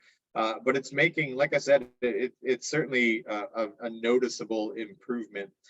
There are still some things that from Indonesian, the way that things are said in Indonesian are being like translated to English. And I mean, it just comes with more practice and more confidence. One thing I also noticed too is when we were a lot of times you're prefacing the way that you answer or speak with in my opinion, in my opinion. Oh, yes. A lot of that is Why being she- said. Well, you know, for the right situation, it's fine. But in part one, I asked the question, do you think it's important for people to play games? Now, this seems like an opinion question, but it's more of an opinion of other people, right? So it's not necessarily asking about if you think it's important for you to play games, but just do you think the idea of playing games is important? So, you know, this isn't necessarily an English related thing. This is more of an idea of just sort of listening and response in conversation, and that can happen in any language. So I don't know, it's sort of, you know, I heard it a lot, so I made a note of it. But I think, you know, when you're asked questions that are asking you about your personal opinion, it's not necessary to say, in my opinion, you know what I mean?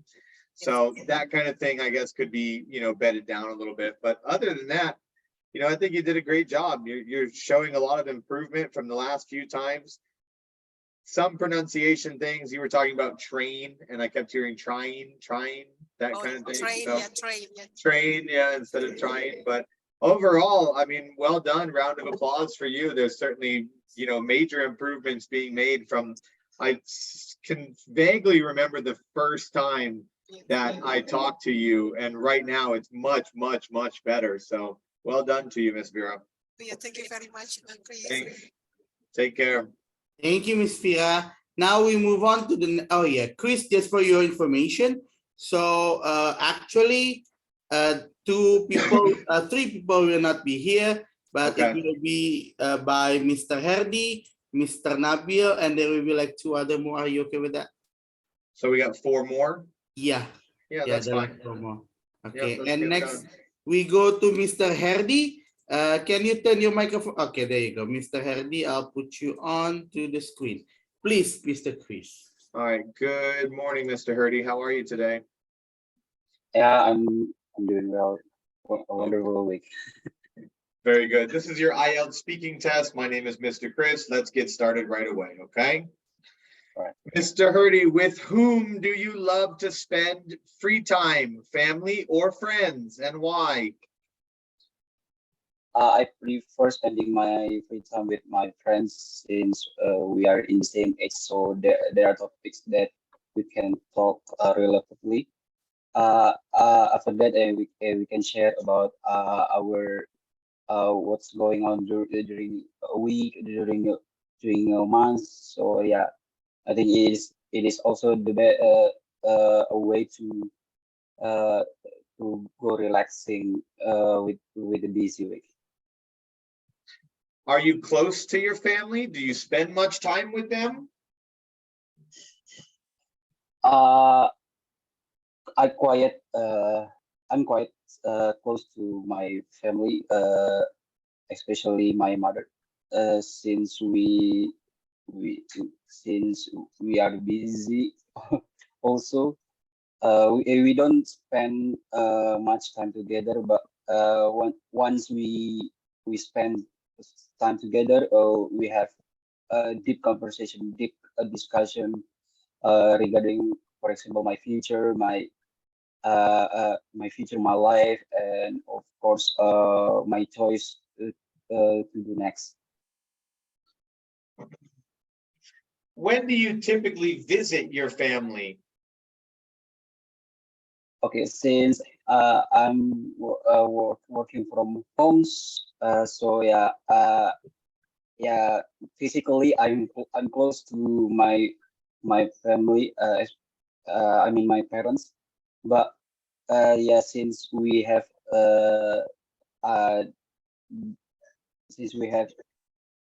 personal activities, so yeah, we cannot talk too much. But yeah, since once we have free times, we usually go to my sister house in Bogor and my brother's house in Balikpapan. Okay, very good, Mr. Herdy. Let's jump over to part number 2 now. Mr. Dennis, please share screen. You'll have 1 minute to prepare. Please make notes if you wish, and then you will speak for 2 minutes. Mr. Hurdy, please describe your favorite shop. You should say where it is, what things it sells, what sort of people are its customers, and explain why you like the shop so much. 1 minute to prepare begins now.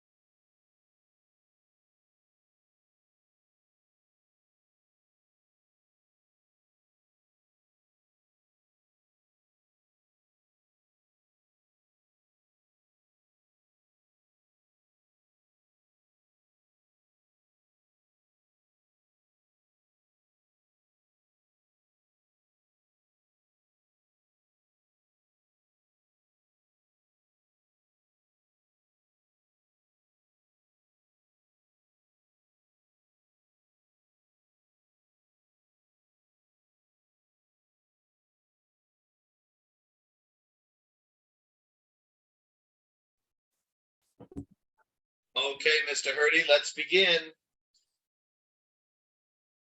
Okay, so about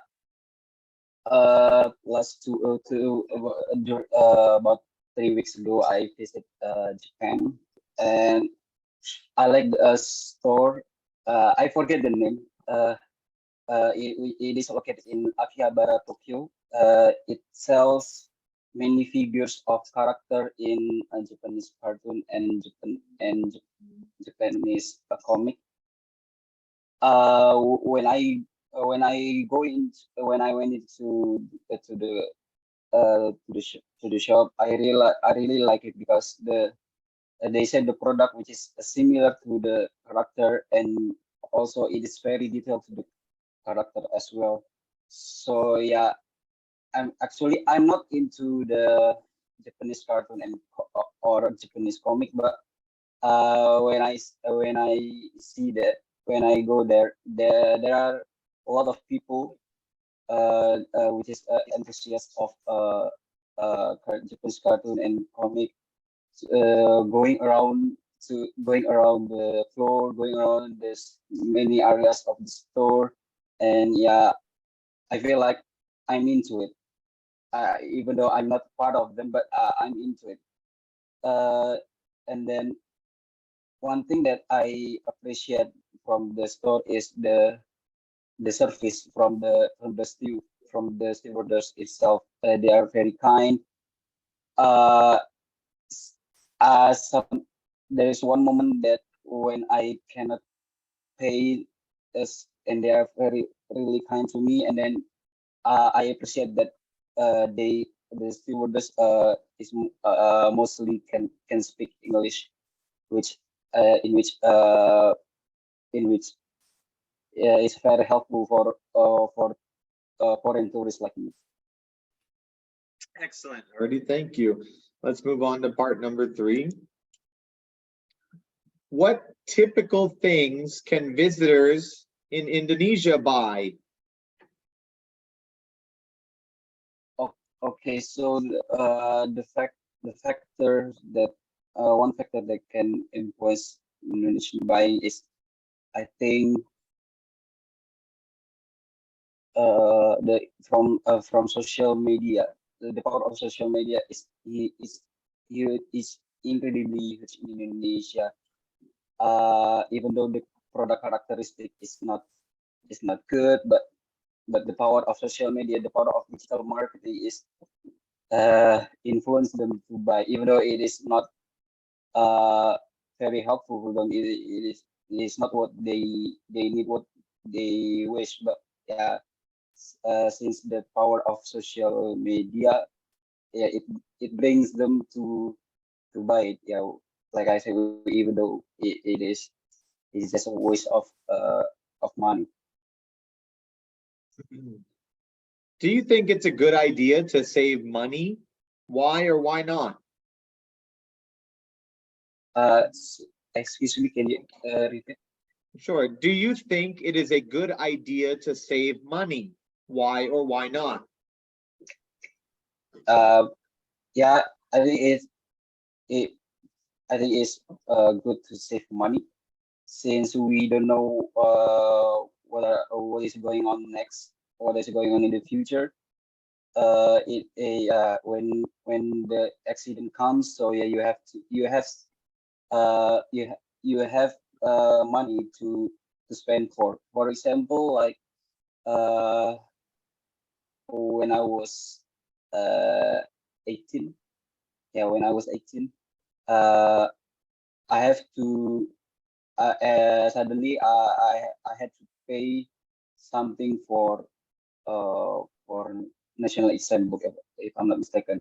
And since there are since there were many friends of me who don't have money, so I came first to buy the book, and uh, it was beneficial for me to have chance to study longer than the others. Excellent. Okay, Mr. Hurdy, we're all finished. Thank you so much. Let me give you just a little bit of brief feedback here. Again, at the risk of repeating myself, same kind of like language and content related hesitation. It seems to be a lot of searching for the right vocabulary word to sort of fit the situation that you're talking about. More fluency when you're talking about familiar things, less fluency when you're talking about unfamiliar things. So some language related vocabulary supplementation would be a really smart idea.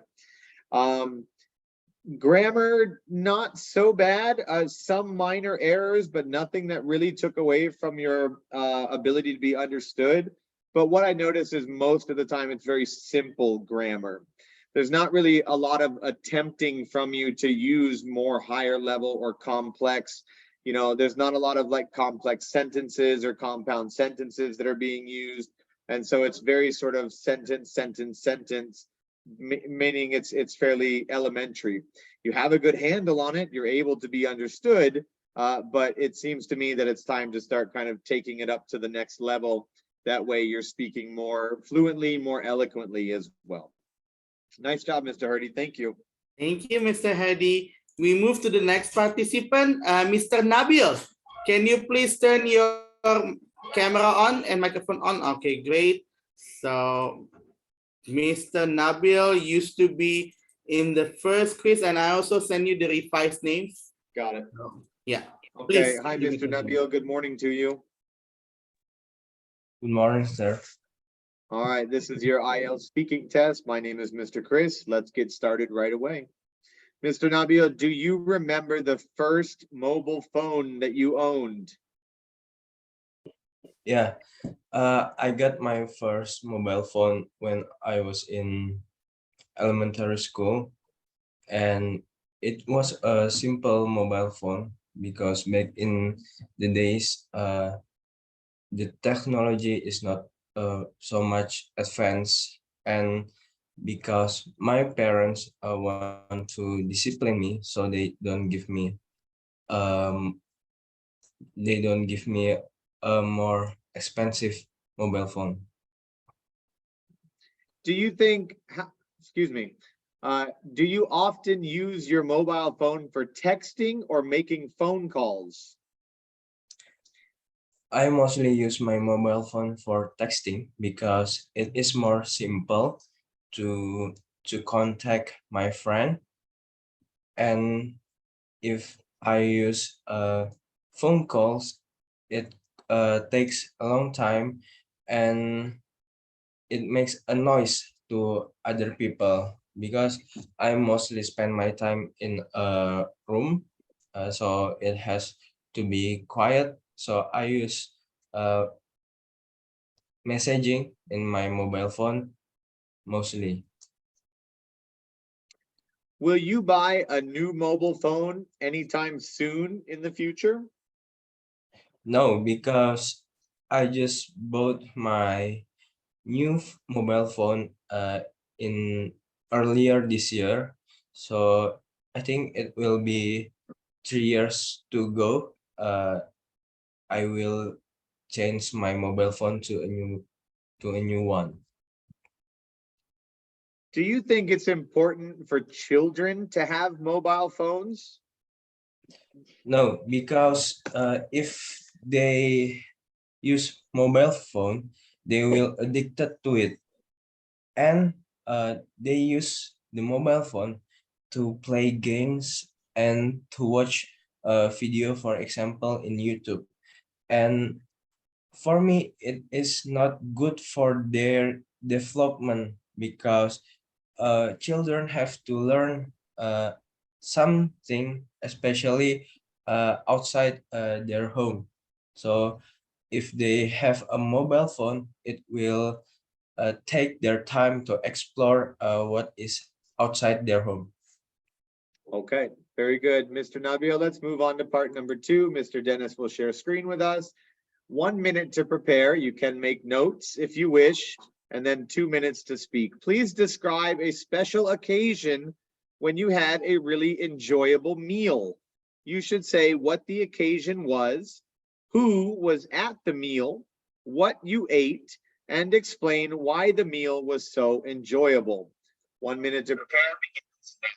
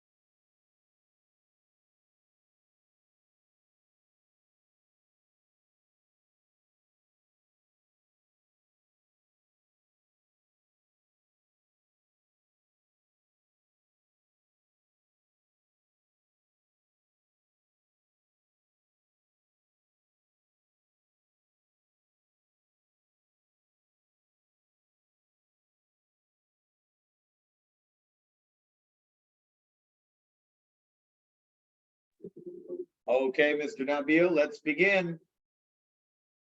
Okay. My special occasion when I have meal is when I get a free food from many people. I mean, from many types of my friends or relatives, and especially from I I I work in my laboratorium in my school as the assistant, and yeah, I get a free food because as the beneficial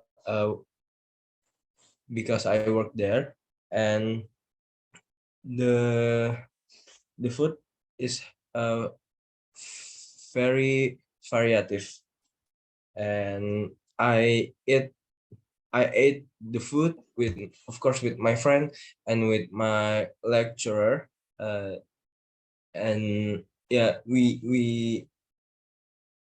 eat every day, two times a day, and the food, for example, like fried rice, fried chicken, and usually there is a food called pecel. It is a food that I think it's a genuine food from Indonesia. It is rice mixed with vegetables and a sauce that made from nuts. Yeah, that's called nasi pecel, and that is special for me because as a student I have to Okay, spend Mr. my money Nabil, on food. let me cut you off there. Let's move on to part number 3. Mr. Nabio, what do you think a healthy diet consists of? The main component of a healthy diet is discipline time to eat. For example, 2 times a day or 3 times a day. And if we keep it going with the specific time, like we have lunch in 12 p.m. or we have breakfast in 7 a.m. If we discipline it, that is one of the component to have a healthy diet. And for the food, a healthy diet for me, it is consists of vegetables and fruits. For the other component like protein, carbo, and other component, for me, you have to balance it and have a proportional size of that food component. Which do people in your country prefer? Traditional food or fast food? Most of the people in my country choose fast food because in traditional, especially in my environment, because I live around a university. uh, I live in around in university, so there are a lot of students here, and they love to buy fast food because it is easier for them to have the food. If they make or buy traditional food, they are not interested to eat that. And yeah, fast food usually give a new taste for them. Mhm. Okay, very good, Mr. Nabil. Thank you so much. We're all finished. Let me give you a brief bit of feedback before you go. So I think the obvious thing is sort of the hesitation, looking for the right words, lots of content related hesitation, a lot of uhs and ums and things like that, which shows me that one of two things, or possibly both. Not using English a lot during the week, and this is probably the first time that you've spoken English in a while. So there's not that sort of comfort and confidence with it at the moment. But also just vocabulary related development needs to be supplemented. There are some glaring errors in grammar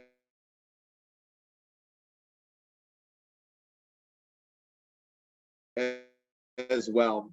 Things like subject, verb. I noticed when you were talking about the diet and you were speaking about times, you were saying in 7 a.m. and in 12 p.m. That is not the right preposition. It should be at 7 or at 12. So those kind of little things, even though they don't take away from your ability to be understood, are still noticeable and could still use some work. Other than that, I think it was pretty decent. You were able to talk about familiar topics to a certain degree, unfamiliar topics, a little more difficulty with, but still able to make your points come out. Nice job. Okay. Sir. Thank you, Mr. Imam, Mr. Nabil. So now I actually have the next participant, Mr. Fauzan. So Mr. Fauzan, Mr. Chris, you can start, please. Hi, Mr. Falzon. How are you today? Hi, Mr. Chris. I am very well. How are you? All right, I'm well, thanks. We're going to get started right away with your IELTS speaking test, okay? Mr. Falzon, do you have a bicycle? Oh, I don't have bicycle. Do you like to ride bikes? Motorcycle? Yeah. Motorcycle. Let's yeah. talk about your motorcycle then. Okay. How often do you use your motorcycle? I don't think I use it. I use it that often because I rode car for works. I only use my motorcycle for like grocery shopping near my house, and go to the mosque or go anywhere, any place there near my house. For far right, I don't really use motorcycle. I use my car. Okay. How many people in Indonesia use motorcycles? Oh, I don't know the exact amount of how many people use motorcycle, but I think I guess it's very much like a family. A family consists of 5 people. I guess will might be have motorcycle for its member of the family. So yeah, I think it's almost the same of the how many people in the city for motorcycle. Yep. As the same. Okay, let's switch gears and talk about birthdays. Do you usually celebrate your birthday? Okay. I don't really celebrate my birthday or any of my family member birthday because when I woke up in my birthday, it will just be like another day, another same day. So I don't really celebrate my birthday. Whose birthdays are the most important in Indonesia? In Indonesia, whose birthday? Okay. Okay, so I know. We have a holiday. We have a holiday, but it's not really an Indonesian. It's our prophet for Muslim, Nabi Muhammad. We celebrate it and we have a special day that we have a holiday just to celebrate his birthday. Peace be upon him. Okay, very good. Let's jump on to part number 2 now, Mr. Falzan. Mr. Dennis will share screen. 1 minute to prepare. You can make notes. And 2 minutes to speak. Please describe a memorable journey that you have made. You should say where you were going, how you were traveling, why you were making the journey, and explain what made the journey so memorable. 1 minute to prepare begins now. Okay.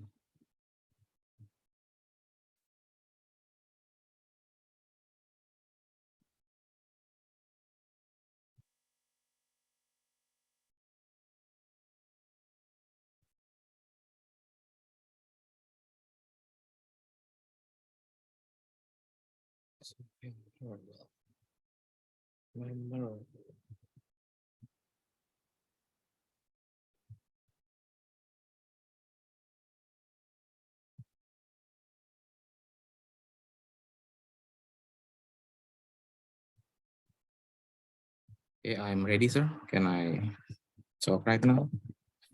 Yep, you sure can. Go ahead. Okay. So it is exciting that the question is about my journey because I just got home from a very long, not very long, but a long journey. So for the last 3 months, I went to almost every big city in Indonesia, from the west to the east, from Sumatra to Papua. I just went to all of them, because it is part of my job as an environmental consultant. So I got a client that have brands almost in every city in Indonesia, and for the last 3 months I went there to give a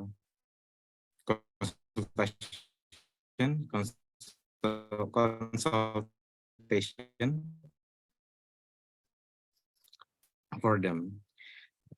And why I went there, because it's my job, and why it is memorable because the funny thing is when I exactly 1 year ago, I have a dream that I want to travel to all of the city in Indonesia, and the last 3 months I get free. I don't spend any money for my journey. Yeah. So yeah, I still have time, right? Sounds like a fantastic journey. Any travel you can make that's free is fantastic. Yeah. Good. Okay, thanks. Let's jump to part number 3 now. What do people learn from traveling? What do people learn from traveling? I guess people learn more about themselves when travels, because yeah, you're not in the comfort zone, I could say. When you travel, you're in a new place, new surroundings, new environment. So you you you could know how to adapt to the new environment, and you could know how far you can adapt with the new environment. So yeah, I guess people will learn about themselves when they travel. How has tourism changed the way people in Indonesia live? How is tourism? Sorry, what was that? Yeah, can you repeat the question? Yeah. How has tourism Oh, changed the way people in Indonesia live? okay. Yeah. Tourism or historism? Tourism. Oh, tourism. Yeah. It really changed how people live in Indonesia, tourism, because the resource in Indonesia, the scenery is how good the scenery is.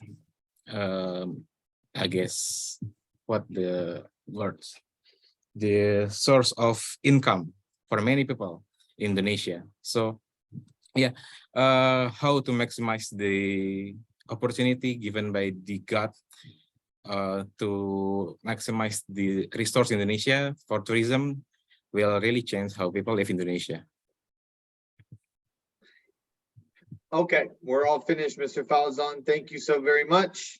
Let me give you a brief bit of feedback. Okay, thank you, sir. Actually, I'm quite happy with your fluency and your coherence. You seem to have a fairly good grasp on English. You're able to use it comfortably and confidently. There, of course, are some content-related pauses, searching for the right vocabulary word, which is kind of typical for language 2 speakers. But the things that you are speaking about, you seem to have, a quick handle on, and you can recall the vocabulary pretty well. I didn't find too many errors in grammar. Most of it's fairly basic. There's not a whole lot of like really complex grammar being used, but the grammar that is being used, you're not making a lot of errors. And so it doesn't take away from your ability to be understood. So it seems like it's kind of ready to sort of take the language learning to the next level, to start attempting to use more complex structures and things like that. And the one thing that I would caution you on when you do the real IELTS test is to fill up your time. Now, when we were doing part 2, for the planning process, no problem. If you're quicker than that 1 minute and you're ready to go, you can go ahead and go.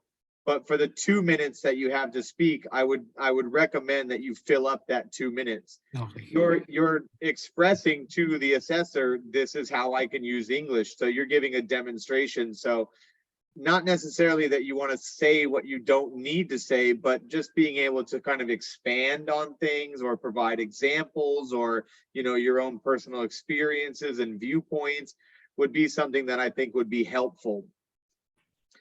Other than that, nice job, Mr. Falzon. Thank you so much. Okay, thank you, sir. Thank you, Mr. Fauzan. The last participant would be Miss Fitria. Miss Fitri. Okay. So, Chris, the last person for you, please. Okay. Hi, Miss Fitri. How are you today?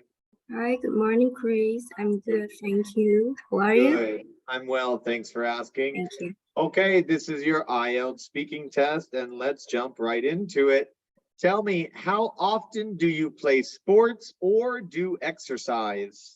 Oh, well, I love to have my morning exercise. I do a lot of exercise because, I'm like a sort of an athlete. I love to have, like a Muay Thai exercise. So probably every single day, I usually have my morning jog, and then in the afternoon or in the evening, I usually take my time to go to the camp and then, practicing my Muay Thai. Okay. What kind of sports are popular in Indonesia? Maybe recently, I don't have much information, but maybe like,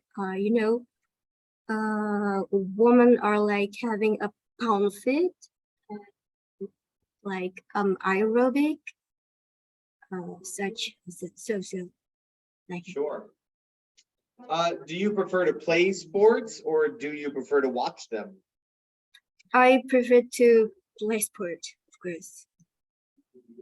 To play sports, you said. Yeah, play sports. Have you ever been part of a sports team or club? Yes, I have been in Muay Thai camp. Like I said before, I used to be an athlete, but recently I, take my time to retire on that sport. But I used to be in a camp. Do you like watching the Olympics? Not a fan of watching it, but like I said before, I prefer to exercise or do the sport, but I'm not into watching the Olympic. But maybe sort of my tournament. I used to see them. Did you hear the news that the Olympics might be coming to Indonesia? No, I don't I have think information. 2036, I think, is the plan. SEA Games or I think it'll be the Summer Olympic Games, if I'm not mistaken. Yeah.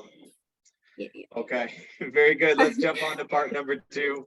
Okay. All right, Mr. Dennis has shared screen with us. 1 minute to prepare. Please make notes if you'd like. 2 minutes to speak. Describe a school which you went to. You should say when you went there, how many people studied there, how long you spent there, and explain what you liked and disliked about the school. 1 minute to prepare begins now.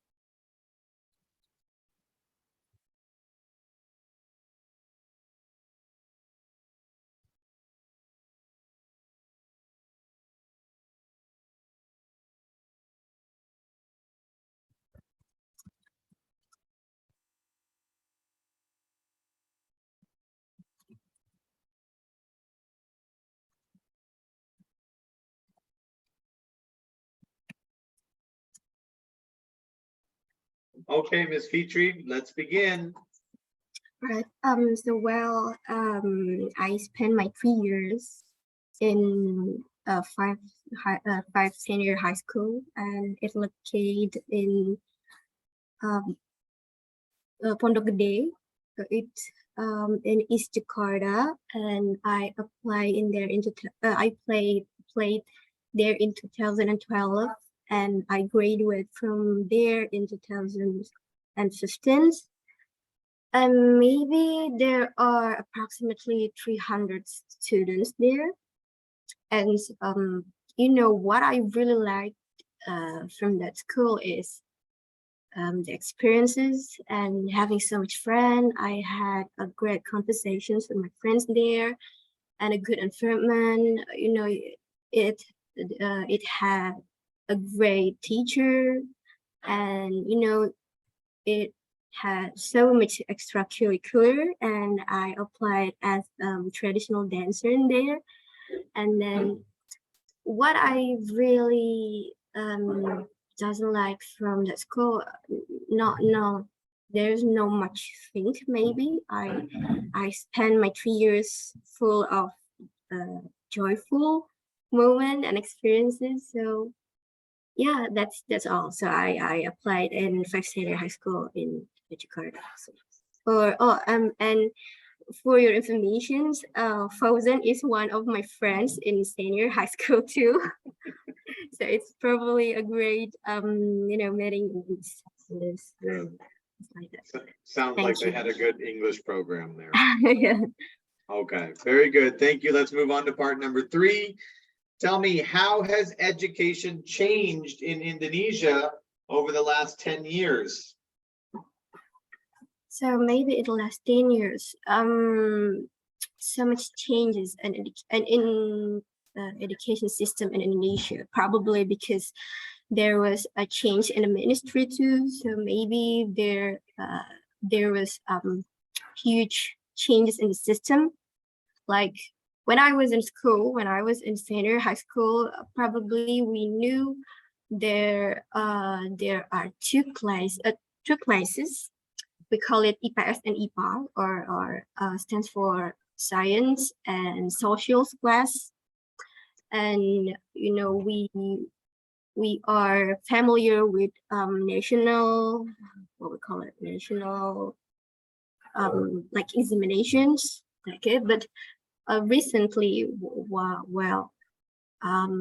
there is no more like national examinations. They change it with some of common examination. I don't really have a great information about it, but yeah, maybe in 10 years probably the changes is the systems brought up by the ministry, maybe like that. Okay, very good. Tell me, how is the internet a valuable educational tool? Well, as you know that not only in educations, maybe internet are very influenced to our life.